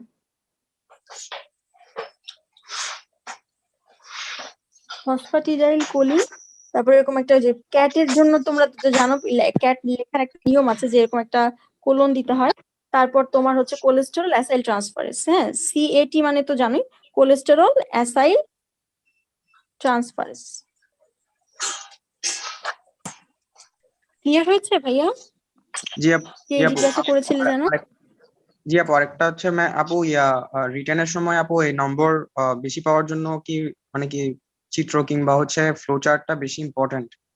এক্স্যাক্টলি, এই যে আপু যেরকম এঁকেছি, আপুর আঁকা তো পচা, তোমরা মানে এটা তো খুব শর্টলি, খুব অল্প সময়ের মধ্যে লেখার জন্য এটা তোমরা এঁকে দিবা, আর পাশে জাস্ট স্টেপ গুলো খুব শর্টলি লিখবা, খুব শর্টলি লিখে দিবা। পাশে বলতে হচ্ছে ধরো লিখে দিলা প্রথমে স্টেপ গুলো, তারপর এটা এঁকে দিলা, খুব শর্টলি, এটা আঁকতে খুব অল্প সময় লাগে। জি আচ্ছা, আপু, আমরা ধন্যবাদ। একটু কোয়েশ্চেন গুলা নিই। আচ্ছা ঠিক আছে, এরপর আমি একটু কোয়েশ্চেন গুলা নিব। কোয়েশ্চেন গুলাতে যদি একটু আসি তাহলে হচ্ছে চলো, একজন প্রশ্ন করেছো, কে লিখেছো লিপিড এখনো পড়ি নাই। আচ্ছা, লিপিড পড়নি, আজকেই পড়ে ফেলো, আজকে বা রিসেন্টলি পড়ে ফেলো, কালকে তো তোমাদের হচ্ছে পরীক্ষা আছে একটা। আপু চেষ্টা করবো একটু সহজ ভাবে কোয়েশ্চেন করার, কারণ আমার ক্লাসটা ছিল সোমবারে, আমি অসুস্থ ছিলাম প্রচন্ড, এখনো আসলে পুরোপুরি সুস্থ না, একটু কষ্ট হয়ে গেছে আজকে, মানে তোমাদের সাথে কথা বলতে বলতে, মানে আমি জন্য খেয়াল করছো কিনা জানি না, আমি একটু কাহিল হয়ে গেছিলাম এবং মানে অনেক ফাস্ট কথা বলেছি কিছু সময়। ওর কথা আমি আসলে, তোমরা যারা আমার ক্লাস অলরেডি করো জানো যে আমি অন্যভাবে ক্লাস নিই, বাট আজকের ক্লাসটা একটু অন্যরকম হয়ে গেছে, তো আমি আন্তরিকভাবে দুঃখিত যদি তোমাদের কষ্ট হয়ে থাকে বুঝতে। আচ্ছা, তারপর দেখো প্রশ্নগুলোর উত্তর একটু বলে দিই কি কি আসছে প্রশ্ন। রেট লিমিটিং এনজাইম কোনটা? রেট লিমিটিং এনজাইম প্রত্যেকটার এক একটা, তুমি যেটা যেই এনজাইমটা তোমার রেট লিমিটিং স্টেপটাকে তোমার যে এনজাইমটা দিবে সেই মানে রেট লিমিটিং যে রিয়াকশনটা কোনো একটা মেটাবলিক পাথওয়ে, যেই রিয়াকশনের উপর ডিপেন্ড করতেছে ওই পাথওয়েটা আগাবে নাকি পিছাবে, সেই পাথওয়ে ওই রিয়াকশনটাকে যে এনজাইমটা ক্যাটালাইজ করবে সেটাই তোমার রেট লিমিটিং এনজাইম হবে। আচ্ছা, তারপর আপু আপনার চার্ট বানানো থাকলে শেয়ার করলে ভালো হতো। না, আমি এটা শেয়ার করবো না, কারণ তোমরা এটা নিজেরা বানাবা, আমি বানাইলে তোমাদের লাভ নাই, তোমরা বানাইলে দেখবা সেটা তোমার পড়তে সুবিধা হচ্ছে, খুব অল্প সময় লাগে, খুব বেশি সময় লাগে না। হরমোন সেন্সিটিভ লাইপেজের কাজ। আচ্ছা, হরমোন সেন্সিটিভ লাইপেজ তো আমি বললাম এটা হচ্ছে তোমার লাইপোলাইসিস করে, বুঝছো, লিপিডকে ব্রেকডাউন করে, ট্রাইসাইল গ্লিসারল আর হচ্ছে তোমার ফ্রি ফ্যাটি অ্যাসিড এবং গ্লিসারলে ট্রাইসাইল গ্লিসারলকে ব্রেকডাউন করে। আচ্ছা, রেশমা লিখেছো জাজাকিল্লাহু খাইরান ওয়াইয়াকি বারাকাল্লাহু ফিকুম। আচ্ছা ঠিক আছে, ফিডব্যাক মেকানিজমটা শুনতে পাইনি। আচ্ছা, কে লিখেছো ফিডব্যাক? আচ্ছা, কোলেস্টেরলের ফিডব্যাক মেকানিজম, তাই তো? কোলেস্টেরলের ফিডব্যাক মেকানিজম মানে হচ্ছে যখন তোমার ফিডব্যাক মানে কি, একটা জিনিস যখন নর্মালি আমরা নেগেটিভ ফিডব্যাকের মাধ্যমে এই যে জিনিসগুলো হয়, ফিডব্যাক মানে হচ্ছে তোমার একটা জিনিস কম আছে, ও স্টিমুলাস পাঠাবে সেন্টারকে যে আমার এটা কম, আমার এটা বেশি লাগবে। ধরো তোমার যখন কোনো কারণে টাকা কম হয়ে যায়, পকেট খালি হয়ে যায়, তখন আমরা আমাদের মানে যারা হচ্ছে আমরা আমাদের আপু বা আম্মুকে বলি যে আমার কাছে কোনো টাকা নেই, বা আমি কোথাও যাচ্ছি আমার কাছে টাকা নেই, আমাকে টাকা দাও, ব্যাপারটা এমন। বাট তোমার কাছে যখন টাকা থাকে কিন্তু তুমি কিন্তু বলো না যে আমার টাকা লাগবে, নর্মালি বলে না, যারা একটু দুষ্টু তারা বলে। যাই হোক, কোলেস্টেরল যখন বেশি থাকে তখন ও ইনহিবিটরি স্টিমুলাস পাঠায় যে আমার কোলেস্টেরল লাগবে না, আর সিনথেসিস করো না, বুঝছো, সিনথেসিস করতে নিষেধ করে, এই স্টেপটাকে নিষেধ করে দেয়, যে রেট লিমিটিং স্টেপটাকে আর হইতে দেয় না। আর যখন কোলেস্টেরল কম থাকে তখন ও বলে কি আমার কোলেস্টেরল কমে গেছে, কোলেস্টেরল বাড়াও, তখন এটা বেশি বেশি সিনথেসিস হবে, কোলেস্টেরলটা আলটিমেটলি বেড়ে যাবে। এইটাই হচ্ছে তোমার রেট লিমিটিং মানে ফিডব্যাক মেকানিজম, বুঝছো? আচ্ছা, এরপর যেটা প্রশ্ন ছিল সেটা একটু দেখি, দাঁড়াও, আর কি ছিল আপু? ফেটটা আবার বলেন, কিসের ফেট? আচ্ছা, মনে হয় তুমি কিটোজেনেসিসের ফেট, কিটোন বডির ফেটের কথা বলেছো কিনা? ফেট হচ্ছে দুই ভাবে হয়, একটা হচ্ছে তোমার লাংস দিয়ে এক্সপিরেশনের মাধ্যমে বের হয় অ্যাসিটোনটা, আর অ্যাসিটোএসিটেট আর বিটা হাইড্রোক্সি বিউটাইরেট যেটা, সেটা তোমার হচ্ছে গিয়ে ইউরিনের মাধ্যমে ব্রেক মানে হচ্ছে তোমার এক্সক্রিশন হয়, ফেট হয়। কোন মেকানিজম আসবে পরীক্ষায়? আপু তো আসলে জানি না, যে কোনো মেকানিজমই আসতে পারে, যেগুলো আমি বললাম মেইনলি ভিএলডিএল কাইলোমাইক্রন, এটা রিটেনের জন্য খুব আসে, তারপর রিভার্স কোলেস্টেরল ট্রান্সপোর্টটা খুব আসে, আর বাকি যেগুলো আছে ভাইবার জন্য বেশি ইম্পর্টেন্ট। আচ্ছা, এলক্যাট কই থেকে বলছে? আচ্ছা শোনো, এলক্যাট এইসব এনজাইম গুলোর ডিটেলস তোমাদের এবিসি তে দেওয়া আছে, ঠিক আছে? এখান থেকে একটু দেখে নিবা। আচ্ছা, হেপাটিক লাইপেজটা আরেকবার বলতে বলেছো। হেপাটিক লাইপেজটা আমি অলরেডি যদিও একবার বলেছি, তা আরেকবার বলি। হেপাটিক লাইপেজটা হচ্ছে আমার সাইট, এটা হচ্ছে তোমার হেপাটোসাইট যেগুলা, এই হেপাটোসাইট গুলার যে সাইনোসয়েডাল সারফেস, সেই সাইনোসয়েডাল সারফেসে পাওয়া যায়, ঠিক আছে? আচ্ছা, এর পরবর্তীতে দেখি কি আছে। সবগুলো পাথওয়েতে এনজাইম কি মনে রাখতে হবে নাকি শুধু রেট লিমিটিং? সবগুলো পাথওয়ে সবগুলো লাগবে না আপু, যেগুলো বলছি আজকের ক্লাসে যে এনজাইম গুলোর নাম, সেই এনজাইম গুলো তোমার লাগবে। সবগুলো পাথওয়ে সব এনজাইম আসলে মনে রাখা সম্ভব না, কেউই পারবে না। পরীক্ষার হলে অ্যাটলিস্ট ডেলিভারি দেওয়া সম্ভব না। যেটা ডেলিভারি দিতে পারবো না ওইটা পড়ে আসলে কোনো লাভ নেই। আচ্ছা, এইচডিএল এর কাজটা আরেকবার একটু বুঝাবেন? এটা মনে হয় আমি বলে ফেলেছি আরেকবার। তো ঠিক আছে, এই পর্যন্ত তোমাদের যদি আর কোনো প্রশ্ন থাকে তোমরা বলতে পারো, নাহলে আমরা শেষ করে দিব ইনশাল্লাহ। তোমাদের অনেক ধৈর্যের পরীক্ষা নিলাম, আসলে লিপিডটা একটু একটু কঠিন। আচ্ছা, কোলেস্টেরল সিইটিপি, হ্যাঁ, কোলেস্টেরল এস্টার ট্রান্সপোর্ট প্রোটিন এর ফাংশন। কোলেস্টেরল এস্টার ট্রান্সপোর্ট প্রোটিনের ফাংশন হচ্ছে এই দেখো, এই ছবিটা দেখো। কোলেস্টেরল এটা ছিল একটা এইচডিএল, ঠিক আছে? একটা এইচডিএল। এটা ধরো তোমার এই পাশে যেটা, ধরো একটা ভিএলডিএল এর কথা বলছি, ভিএলডিএল, ঠিক আছে? ভিএলডিএল কোলেস্টেরল এস্টার, দাও এখানে সুন্দর করে লিখি এইচডিএল ভিএলডিএল। তো ওরা করে কি, কোলেস্টেরল এস্টার ট্রান্সপোর্ট প্রোটিনটা করে কি, সিইটিপি যেটা কোলেস্টেরল এস্টার ট্রান্সপোর্ট প্রোটিন, সে করে কি হচ্ছে তোমার, দেখো ও করবে কি, এইচডিএল যেটা কোলেস্টেরল এস্টার ট্রান্সপোর্ট প্রোটিনের কাজ হচ্ছে একটা, যেটা ও হচ্ছে এইচডিএল এর কাছ থেকে কোলেস্টেরল এস্টারটাকে নিবে, আর নিয়ে কোথায় ভিএলডিএল বা ভিএলডিএল বা হচ্ছে তোমার আইডিএল বা এলডিএল, এদের সবাইকে, বা কাইলোমাইক্রনকেও দিবে, এদের সবাইকে ও কোলেস্টেরল এস্টারটাকে ট্রান্সপোর্ট করতে বলবে। ও বলবে কি, কোলেস্টেরল এস্টারটাকে ট্রান্সপোর্ট কর, কোলেস্টেরল এস্টার ওদের এইচডিএল এর কাছে বেশি আছে, তাই এইচডিএল এর কাছে কোলেস্টেরল এস্টার ট্রান্সপোর্ট প্রোটিনের মাধ্যমে কোলেস্টেরল এস্টারটাকে ভিএলডিএল, আইডিএল বা এলডিএল বা কাইলোমাইক্রনের কাছে দিবে, যে কোনো একজন, সবার কাছে আলটিমেটলি দেয়। সবার মেটাবলিজমই দেখবা ওর এই জিনিসগুলোর ম্যাচুরেশন হওয়ার জন্য এই কোলেস্টেরল এস্টারটা লাগে। এটা ওরা in presence of cholesterol ester transport প্রোটিনের মাধ্যমে হচ্ছে এইচডিএল এর কাছ থেকে পেয়ে থাকে, ঠিক আছে? আরেকটা জিনিস, তার বদলে এখন সবকিছু ট্রান্সপোর্ট প্রোটিন তো দুই বাই ডিরেকশনাল, এটা নিবে। আর এইচডিএল কে ওরা কি দেয় জানো? ওরা এইচডিএল কে তার বিনিময়ে দেয় হচ্ছে ট্রাইঅ্যাসাইল গ্লিসারল বা তোমার কোলেস্টেরল এস্টার, ওর সরি কোলেস্টেরল এস্টার না, একটু ভুল হয়েছে, ট্রাইঅ্যাসাইল গ্লিসারল। হ্যাঁ, ট্রাইঅ্যাসাইল গ্লিসারলটা হচ্ছে ওরা এইচডিএল কে দিবে, আর এইচডিএল এর কাছ থেকে ওরা হচ্ছে কোলেস্টেরল এস্টার নিবে। যেহেতু কোলেস্টেরল এস্টার নেয়, এই জন্য আমরা এটাকে বলি কোলেস্টেরল এস্টার ট্রান্সপোর্ট প্রোটিন। এবার কি ক্লিয়ার হয়েছে যে প্রশ্ন করেছো? আচ্ছা, জি ঠিক আছে। তো তোমাদের সবার জন্য অনেক অনেক শুভকামনা থাকলো আর দোয়া থাকলো। প্রফের সময়গুলোতে একটু পড়তে পড়তে একটু পাজল হয়ে যায়, বিশেষ করে ফার্স্ট প্রফের প্রিপারেশনটা নেওয়াটা একটু টাফ। তারপরেও যখন তোমাদের মনে হবে তোমরা পড়তে পড়তে যখন একটু বিরক্ত হয়ে যাচ্ছ, বোর হচ্ছে, তোমরা একটু কোরআন পড়ে নিতে পারো।